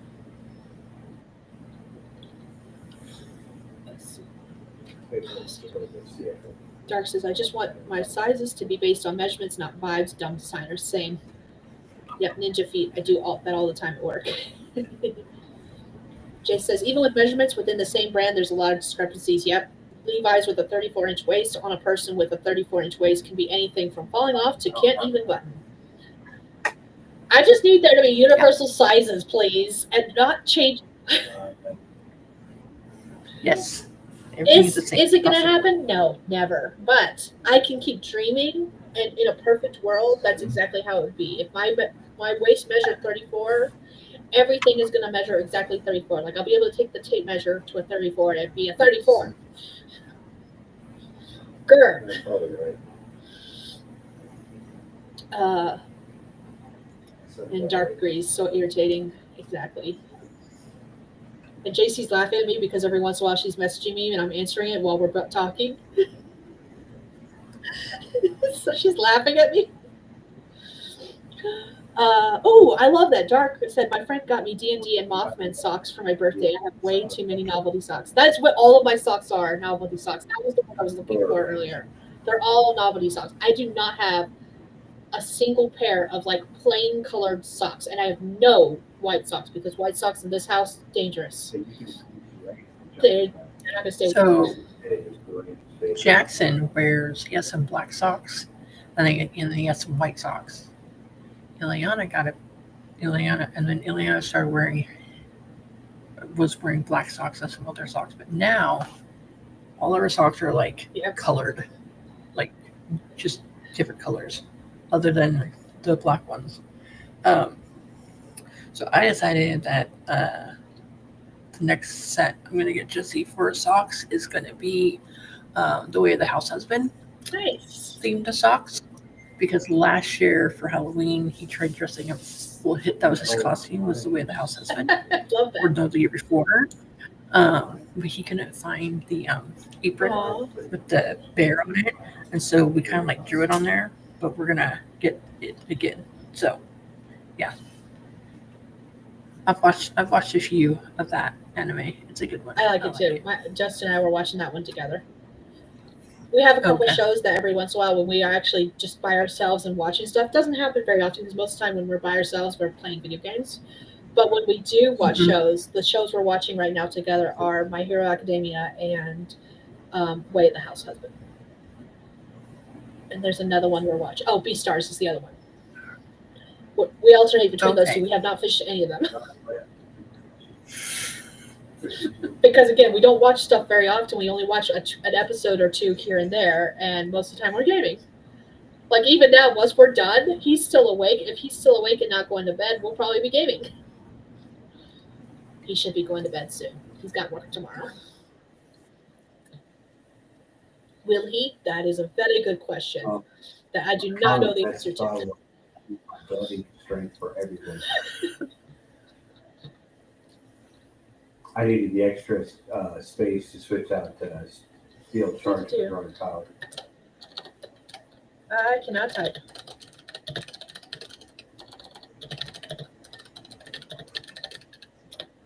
Okay, let's see. Dark said I read a whole manga of My Hero Academia. I don't want to watch the newest episodes. Too much trauma. I know it's gonna break me because already the shows we have. I think we're on season 2. I think we're on season 2 of like 9 or 10. I don't even know how many seasons there are at this point. But we're on season 2. It already is hurting me, and I know it gets like so much more traumatic and worse. And I'm just like, I'm not here for it, but at the same time, it's like a train wreck. You know it's bad, but you can't look away. That's what it's like. And it's not that it's bad because the show is actually really, really good. It's just that the things happening in the show are like terrible things.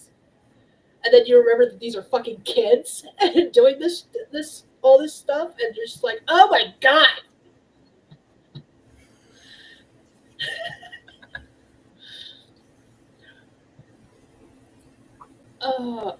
Stickers. Okay, hold on. Can I sort this by product? This? I'm over here looking at JC's store, and now I've found all the stickers, and I'm in my happy zone. It does.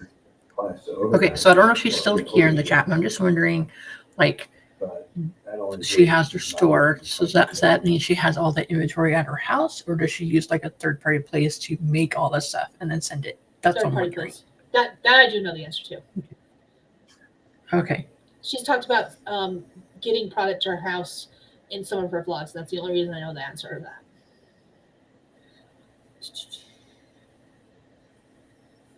Is there hoodies? Oh, there's hoodies. We like a good hoodie. I'm not a... Yeah, I was looking at it. There's a lot of variety of like images too. I'm not a fan of sweaters, but I do love a good hoodie. And we've still got 2 of Justin's hoodies from when we were all both in high school. And all the rest are gone. So it's time to restock on hoodies.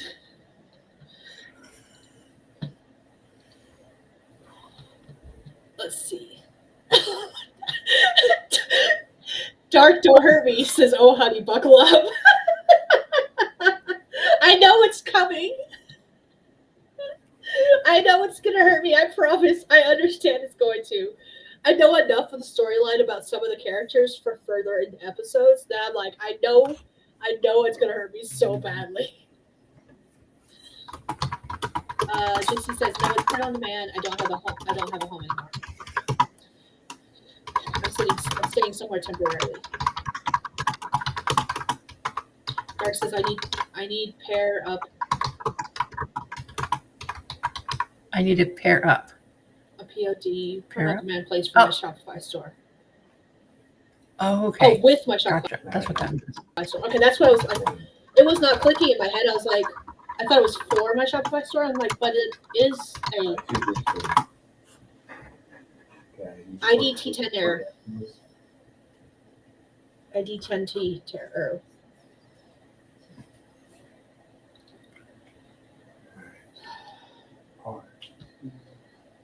I agree with Dark. I hope that things turn around for JC very soon because I know it's not been fun. I'm actually caught up on my watch later list, which is very surprising. I have 4 videos that I added today, and they're like from today. I'm so proud of myself. I found a new routine that keeps me like on track, so I can stay caught up, and I can still add in like new videos from new people every once in a while that YouTube suggests for me.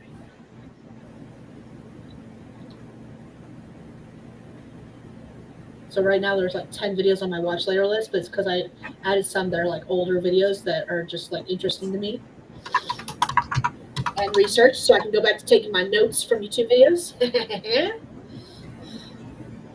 So, all right. I haven't really made much. I've done like all the live streams we were doing, and then I did some TBR videos, and then I was like, that was a lot of work. Because when I make my TBR videos, I do a picture-in-picture of each and every book title I'm talking about, and by the time I'm done, I'm like, my brain is fried. The next several videos have like lots of graphics, which is why I haven't finished editing. And I got like 4 videos that are filmed, but I haven't finished editing them because there's so much graphics stuff involved with them. Because like the next 4 videos I've got planned are, well, let me look. I've actually got that open because I was doing stuff. I've got the response video that's going up next week, which doesn't have as many graphics, but that one's like new to add to the list. So like, I just came up with that idea last week, and I've been plotting that out slowly in my head, and now I'm finally doing it on paper, kind of thing. I got 2 tags videos that I was gonna do that are have some heavy graphics. I was gonna do all the books I read in Q1, which again has lots of graphics because I like to have the books on the screen when I talk about them. I'll probably have graphics when I do my Celebrate 10 Years on YouTube video. I haven't made graphics for that because it's going to be based on the questions I get. Which, by the way, if you just joined us recently, I have my 10-year anniversary coming up in June, and I just posted a post to my channel earlier in this stream asking for questions. So there you go. You should make a Google form and say blah blah blah, and then just like I did. Remember the Google form that you guys filled out? I did. Yes, I need to do that. Except for me and Google Forms do not get along. What about Google? Oh, you don't. We don't get along. It's a me thing. It's a me thing. Okay. It's straight up a me thing. Where is Google Forms? There it is. New.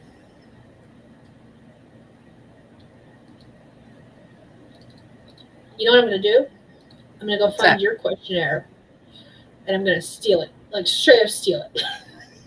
At least I'm telling you. At least I'm telling you. I'm telling you I'm stealing your thing.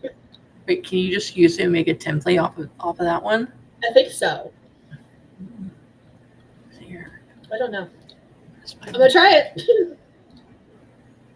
I wonder if they have like a Q&A. You know how they have like templates? Oh, yeah. I wonder if they have a Q&A template. What was it? Where's templates? How do I get templates? Do they not have form templates? Maybe they don't have form templates. Import questions, add title and description, add image, add video, add section. Nope. None of that is what I want. Settings. Make a quiz, responses, presentation. Jeez, I cannot read. Form defaults, form question. Okay, yeah, I don't think they have templates for the forms. So literally, all Google right, here. We wanna templates.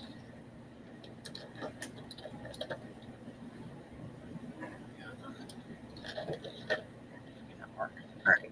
T-shirt order form, prayer request forms, softball tryout, baseball tryout, basketball. Okay, tryout, check-in, cookie order, tutorial request. How about a Q&A? Can I just type in All right. So, all right, go to the. feedback forms? Oh, is there a feedback form? Yeah. Not what I'm looking for though. Okay. Templates. Requests.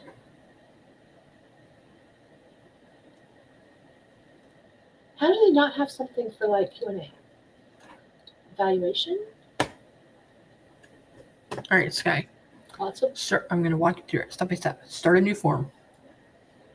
Okay. okay. All Form right. start. Now, see where it says untitled form?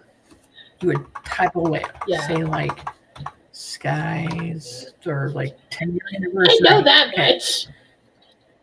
All right. And then down below. It was more like I don't know what to include on the sections, like what to ask. Okay. That's the thing. And I can figure it out. I'm just Do like add a question. Okay. Like that first question, you on the right hand side of it, it has like multiple choice. There's a drop down menu. You do a short answer or a paragraph.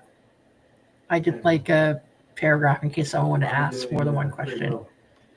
And then the question for where right now it says untitled question. I wrote something like, "Hey, it's my," or you would say, "Hey, it's my 10-year anniversary. Is there anything you would like to know? Ask me an appropriate question, and I'll answer it on screen." Something as simple as that. And then they can fill it in, like they can answer it down below in a long paragraph or short answer. Does that make sense? Okay. Yep. 10-year anniversary Q and A. Yep. We're just gonna call that.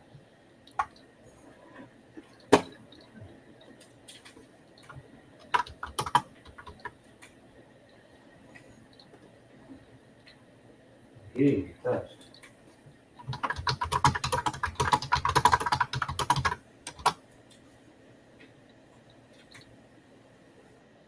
Okay. I'll end up having to add that to the description. Yeah, so it's doing a lot of damage. Boop. Okay. All right. Let's see.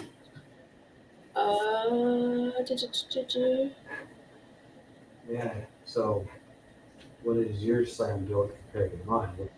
JC says, "Happy 10 years." Thank you. I just celebrated my 5-year anniversary and there is a post on my computer tab for a question. Oh, I did not know that. Okay, that is the thing that's irritating me about YouTube right now. So you know how YouTube, when you go to it, whether you're on your phone or you're on computer, they've got the different sections where it's like on the main page, it's just a bunch of suggestions, and they've got videos and they got shorts, and then they might being a big thing, have like YouTube posts, but it never shows me. I don't know about you guys, but it never shows me posts from people I am subscribed to. It's always random channels that it thinks I'll like. I have to physically go to people's channels to see their posts because I cannot there's no like section for them on YouTube to just look at nothing but posts to people you're subscribed to. Even if you click on subscriptions, yeah. You can look at videos and you can look at lives and you can look at shorts, but there's no tab for like posts, and it's really irritating. Sometimes look at like when I'm on my like either on the TV or on my computer. Every so often I'll have like a row of like 3 or 4 posts they think I'm interested in, but it's not always the most current post from those people. Yeah, it's always, I get that too. But again, it's not people I'm subscribed to. It's things it thinks I'll be interested in. It's never people I'm subscribed to. It is just so irritating to me because it means that every once in a while, someone will be like, I post my community tab, and I'm like, I didn't see it. I have no idea.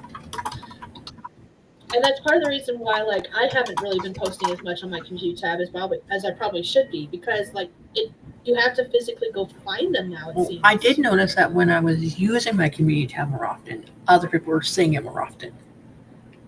Like That's if I was just like, I'm glad. oh, like once every 2 weeks I posted something in the community tab, it wasn't being shown in front of other people, even the people that were subscribed to me. But when I was like posting more regularly, like once a week, every week, then it was doing that. Then it was like putting it out there.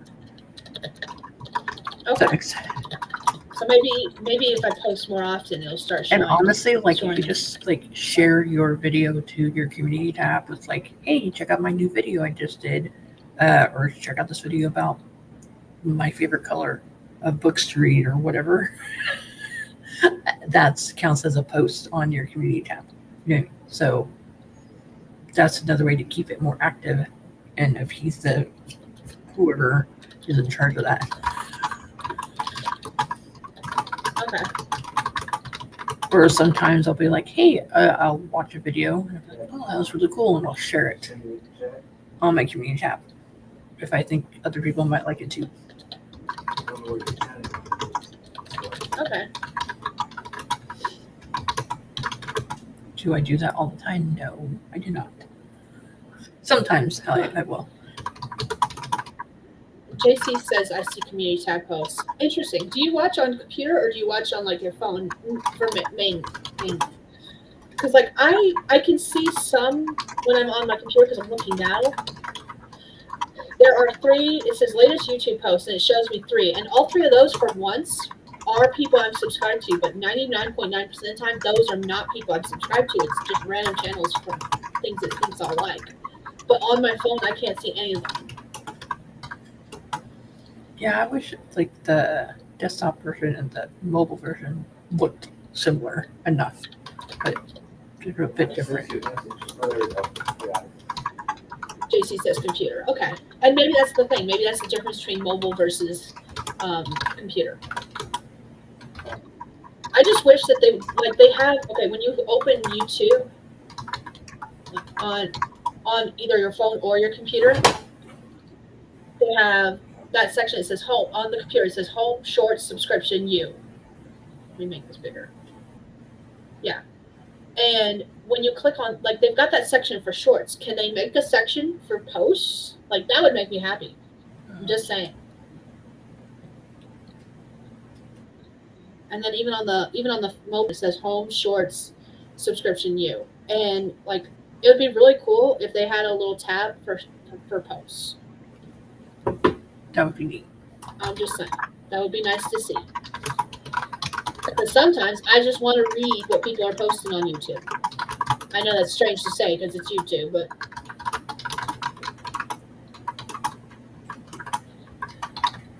Well, I spent like 4 days not being able to listen to my phone at night because I get misplaced my earbuds. I found them. They were in my blankets on my bed. Because a lot of times I'll just lay in bed and I'll listen to the YouTube videos. So now I can start watching my watch later list. okay. Because some of the videos I really like watching is when author tubers try writing like other writers. Like Kate Kavanaugh just did one where she found out George Orwell's writing routine, and now she tried it for a day or a week or whatever. You know, the one that wrote like Animal Farm and 1984 or whatever. Yeah. So and she's done a bunch of other ones too. I actually came across her channel because she started writing like Stephen King.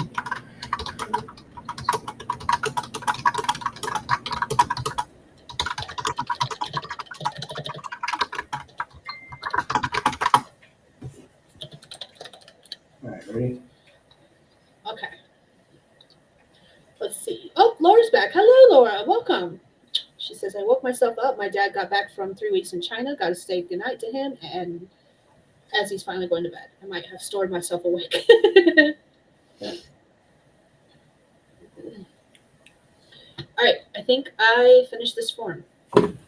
Yay.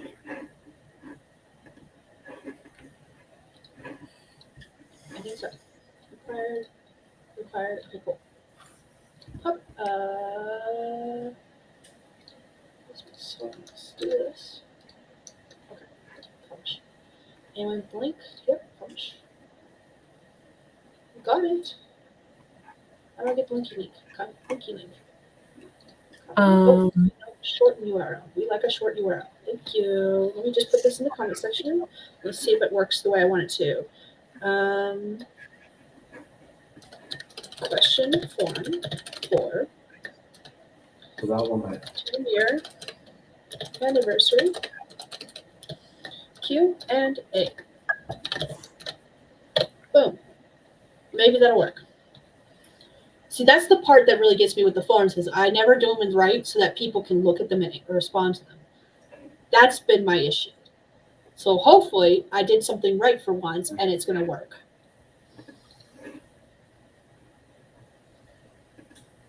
Oh, I need to check the settings, make sure that people can answer more than once. Well, I'm going to fill it out, and then I'm going to see if we can fill it out again. Okay? So I'm testing it out for you. Thank you. You're my guinea pig. I'm testing something. Okay, see, Laura said, I finished the second leg of my Lord of the Rings for this week. Now I'm in my Mines of Moria. Yes, so walking challenge. Okay. Okay, so I filled it out and I put in the question, what was your first video? And then I submitted it. And on the next page, it says 10-year anniversary Q&A, your response has been recorded. And then there's a link that says submit another response. Yeah. Okay, so it worked. So I can submit another response right there. And then, or if I'm like a couple days later, I'm like, hey, there's another question. I can just fill it all over again. Either way works. Awesome. That's cool. That's what I wanted. Yep. Edit this.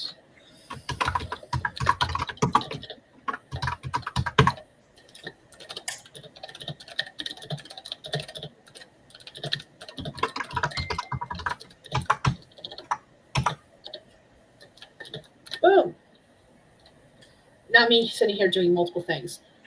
I love the idea of doing walking challenge, Laura. Like how there's a couple people that talk about doing walking challenges similar to this, and actually what you're talking about might be the same thing, where if you do the walking challenge, you join like this group, whether it's online on Discord, I don't know how. And like the one person who talks about it, every time they successfully complete one, they get like this medal. Is that the one you're talking about? And if so, can you like send like a link to this? Because I am curious how that works and how people find out about these.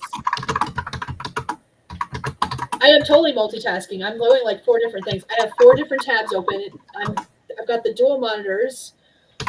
I'm doing all the things. I've got this. 2 tabs open plus Scrivener.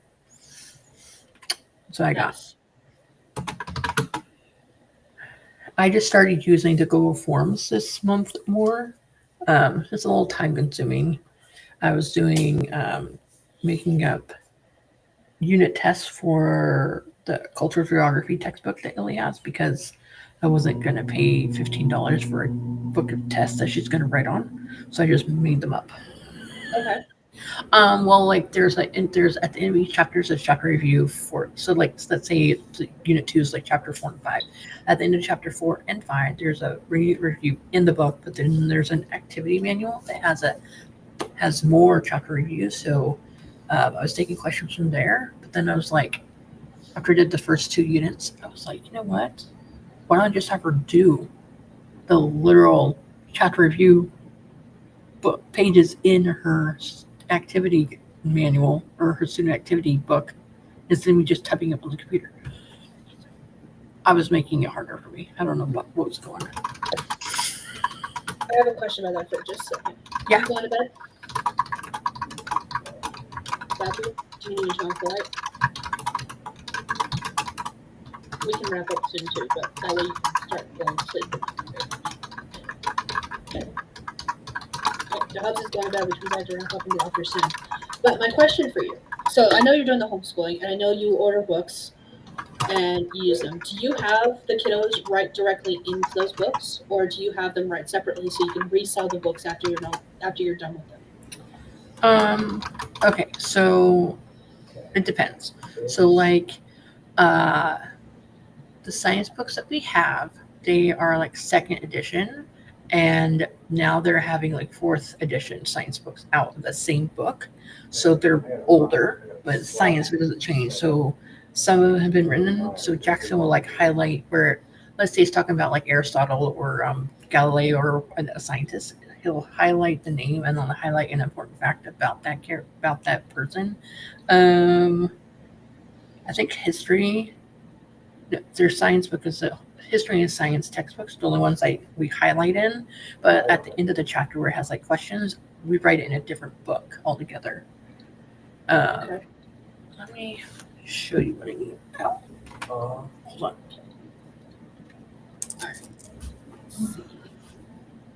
I haven't responded, JC, because I'm trying to gather my thoughts, okay, about this particular image that you sent me. That's why. Laura gets a medal for each part of the journey. I opened one of the websites up, and now I'm like, I want to do this because I'm very much I need outside motivation to do different things, and like that is perfect. Being able to win awards for doing different things if you successfully complete some of these challenges, like that is perfect for me. Okay. I think I found my new favorite thing. So, okay. Here is Illy's writing grammar for grade 10. Yeah. She's a procrastinator, so she's going to be working on this all summer to get this done in 1 year's time. Okay. Instead of like 9 months' time, like literally a whole year. Let me just get to a page where she hasn't written it yet. Okay.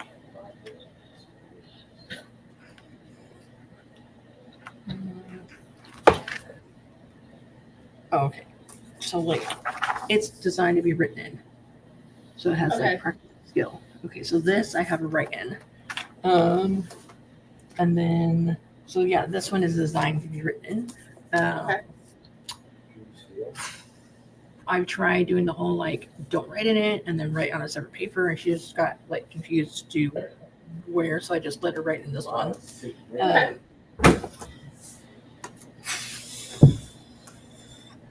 These study guides I let her write in because I know that they wouldn't necessarily be using the same book. Like this is Lost in Mohician's study guide. I just know that Jackson would be interested in reading the same book. But this one, wait, are they all written in? Yes.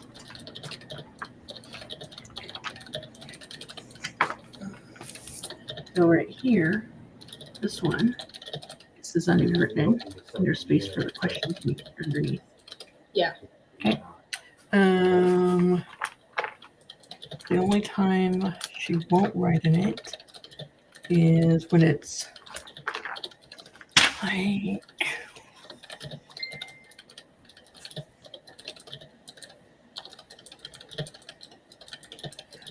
like this. So this is like an essay question for the final in the book. It has to do with character analysis, and it talks about motivation is in fiction is like motivation in real life is the reason someone behaves as they do. Okay, and then at the end of this it says what has been this character's motivations throughout the course of the novel, use specific examples. So in that case, it's going to take up more than this space right here, I feel. Yeah. Especially with how she writes.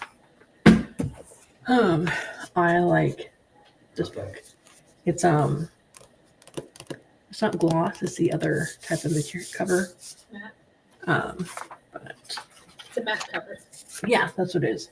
So it has a space up top to like write the date, and it's all lined. They have this version, and then they have the version that's like wider. And then they have another version for younger grades. The top half is blank, and the bottom half is lined.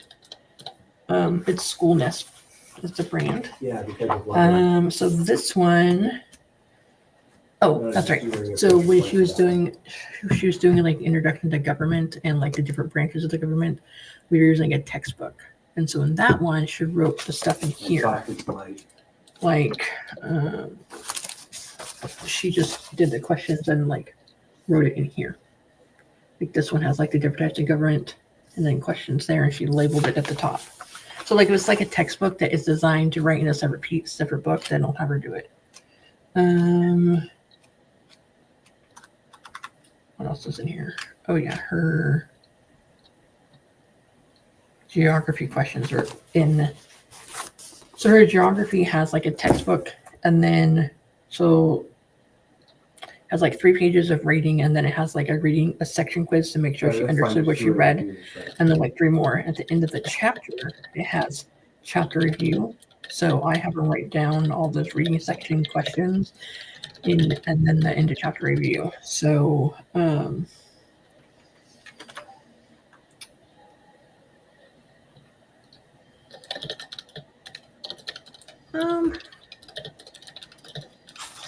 what else is on?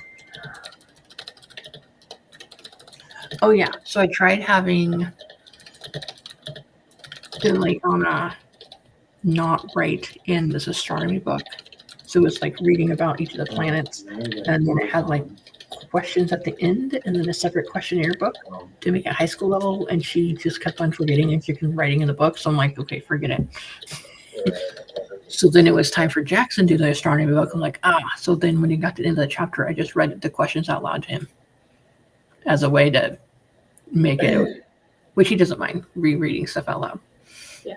Hold up, what? Said, I swear I will never get used to the fact of you being able to type and not look at what you're typing and type perfectly at that. Right? I don't think there's any grammatical errors in that. Hold on, let me read that over again. I can also type while looking at a different screen, which is how I'm able to multitask as well. Currently looking at stuff while typing this on a different monitor. Yep, there's no errors. None.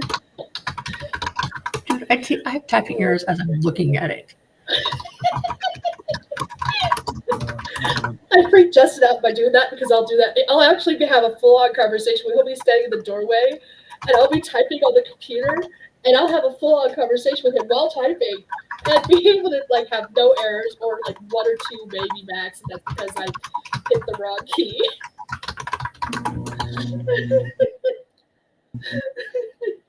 It freaks him out every time. That's funny. Oh goodness. Okay, let's see. Laura says the Pacer challenge is cheaper, but Conqueror or IP? You've got mail. I'm not quite certain what you mean by that, Laura.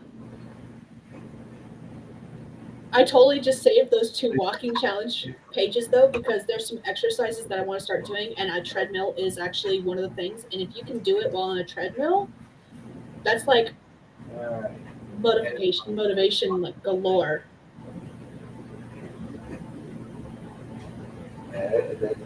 Let's see. No, I don't think so. Got mail. Yeah.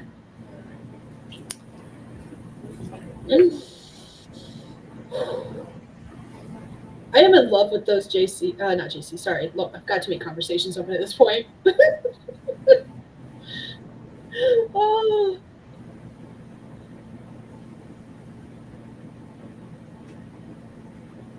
The walking challenges seem like so much fun though.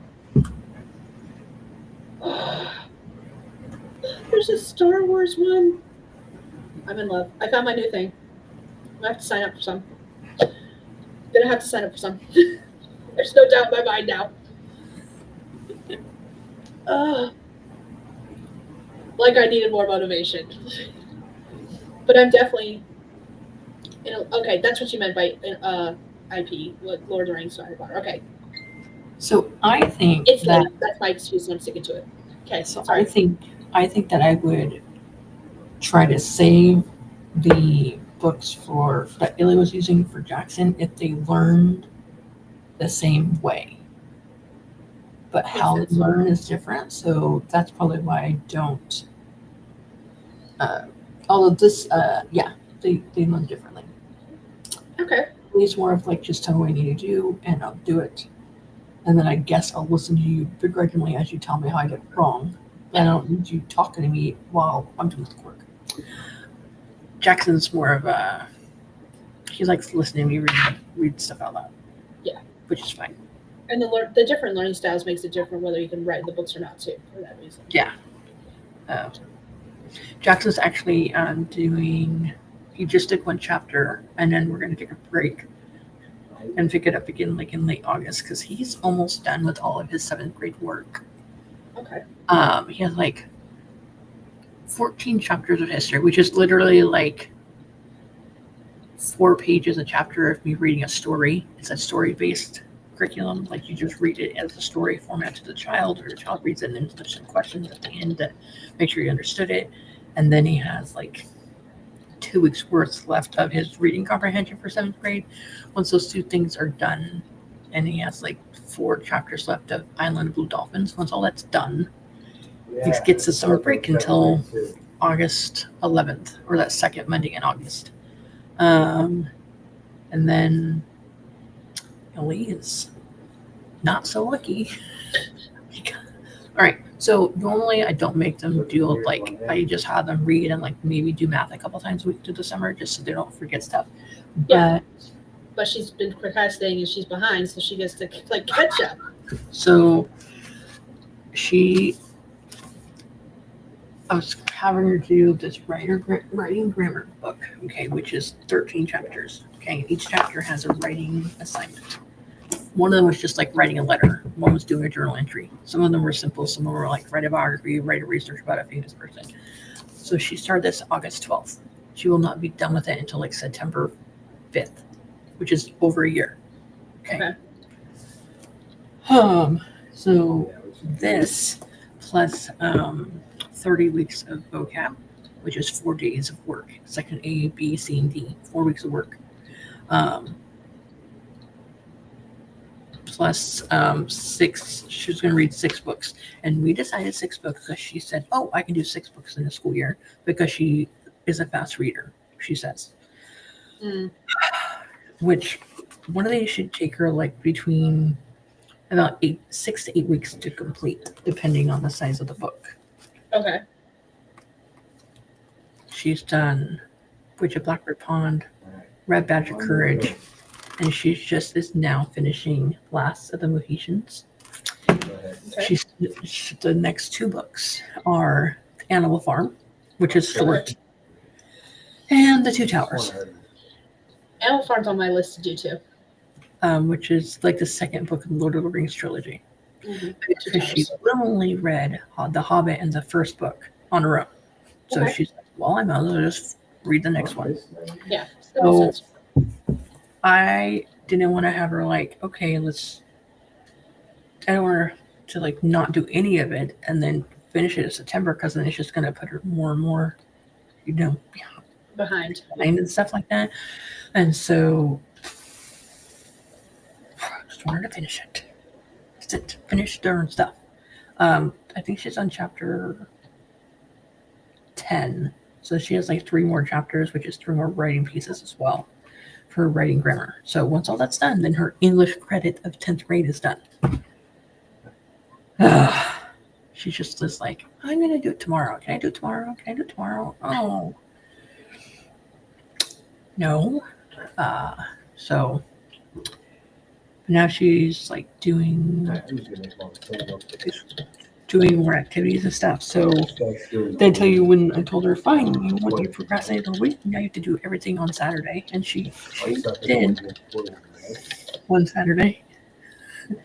So her English thing that she had to do was a research paper. But the research paper was researching where words come from in our English language. There was different like ways she could do it. So she chose like 4 different words that we use in the English language today that did not come from English. And then she found out what they meant, like the definition now, what they originally meant, and where they came from and how they changed over time. For example, a la mode means ice cream pie with ice cream. Like like ice cream on top of a pie, slice of pie is a la mode. So pie, a la mode. So it actually came from the French, where it used to mean in fashion. A la mode used to mean like clothing fashion. And so over time it got changed over to pie with right. I was like, are you sure? I even I questioned it too. Like, where are you getting your information from? She was like, dictionary.com, Mom. Yeah, I did not realize it was talk about in fashion or up to date. And Yeah. so I googled it just now, and I'm like, because I was like, that can't be right. That's not right. It is. That's right. So she did a la mode, kamikaze, etc. So it seems like Burrito, okay. which First slam of way this thing, back, burrito used to be called little donkeys because donkeys would though. Curious. carry them around in the back of their wagon, and they look like little donkey ears the way they were wrapped up. So that's how they got that meaning. So she has to write a 5-paragraph essay about blood rushes. how words have changed over time and how they changed meaning over time and where they came. So I told her you can't use Wikipedia, and no, you can't use Grammarly.com as a source because that was one of the sources she came up with. I'm like, no, not Grammarly.com, and not she already knows not Wikipedia, but Wikipedia is one of the ones in this household. I'm like, if you're going to do research or anything, you can use Wikipedia as like a jumping off point, but make sure you go to the sources that Wikipedia lists to make sure those are actual sources. Because I can go into Wikipedia and change things. That does not make it accurate. Yeah, that's what we tell the kids all the time. And so I told her, like, you have, since it's a holiday weekend, so we didn't have school on, so we had school Monday and Tuesday, and then we didn't have school on Wednesday because it was her birthday. We had school Thursday. And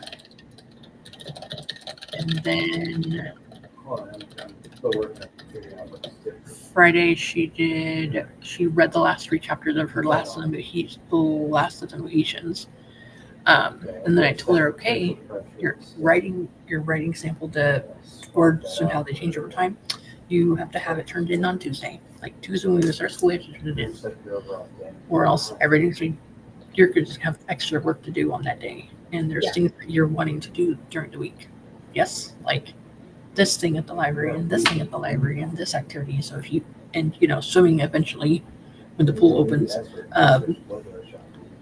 you're going to want to do those things. And so when you do that,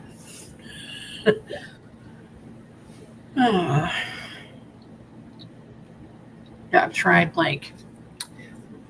writing it out on a planner page as she looks at herself. I tried giving her own checklist to do. I tried writing on the whiteout boards, everything, and she's just her goal is to try to speed through it as fast as possible. But I told her, I'm like, your biology this year was kind of an easy class because she started doing biology on Khan Academy.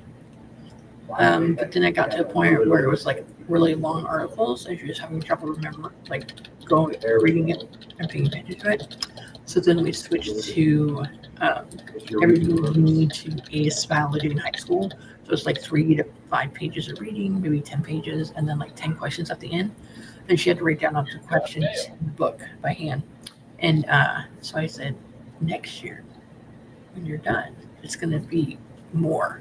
The reason this book is short is because you're really knowledgeable in biology, so I don't feel like you needed to have an in-depth study of biology. So I asked Jack. So this is so funny. So Jack said, "I'm like, all right, if you're doing this general science book for 8th grade, we're going to do biology.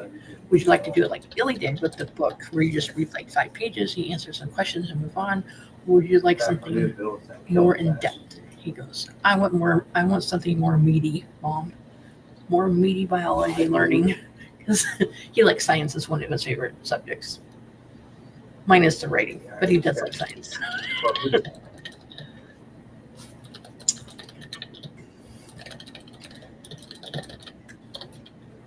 All right. Right. I think it's time for me to get off here because DeHubs is trying to sleep. Okay. I did send you some pictures of the I'll look cover. through those. That's the one thing I haven't looked at because you told me it was you and said I could look at it later. So I haven't even opened it. I've opened messages from other people and responded this whole time, but I haven't looked at yours. I'm a terrible friend, I know. It's all right. Oh, man.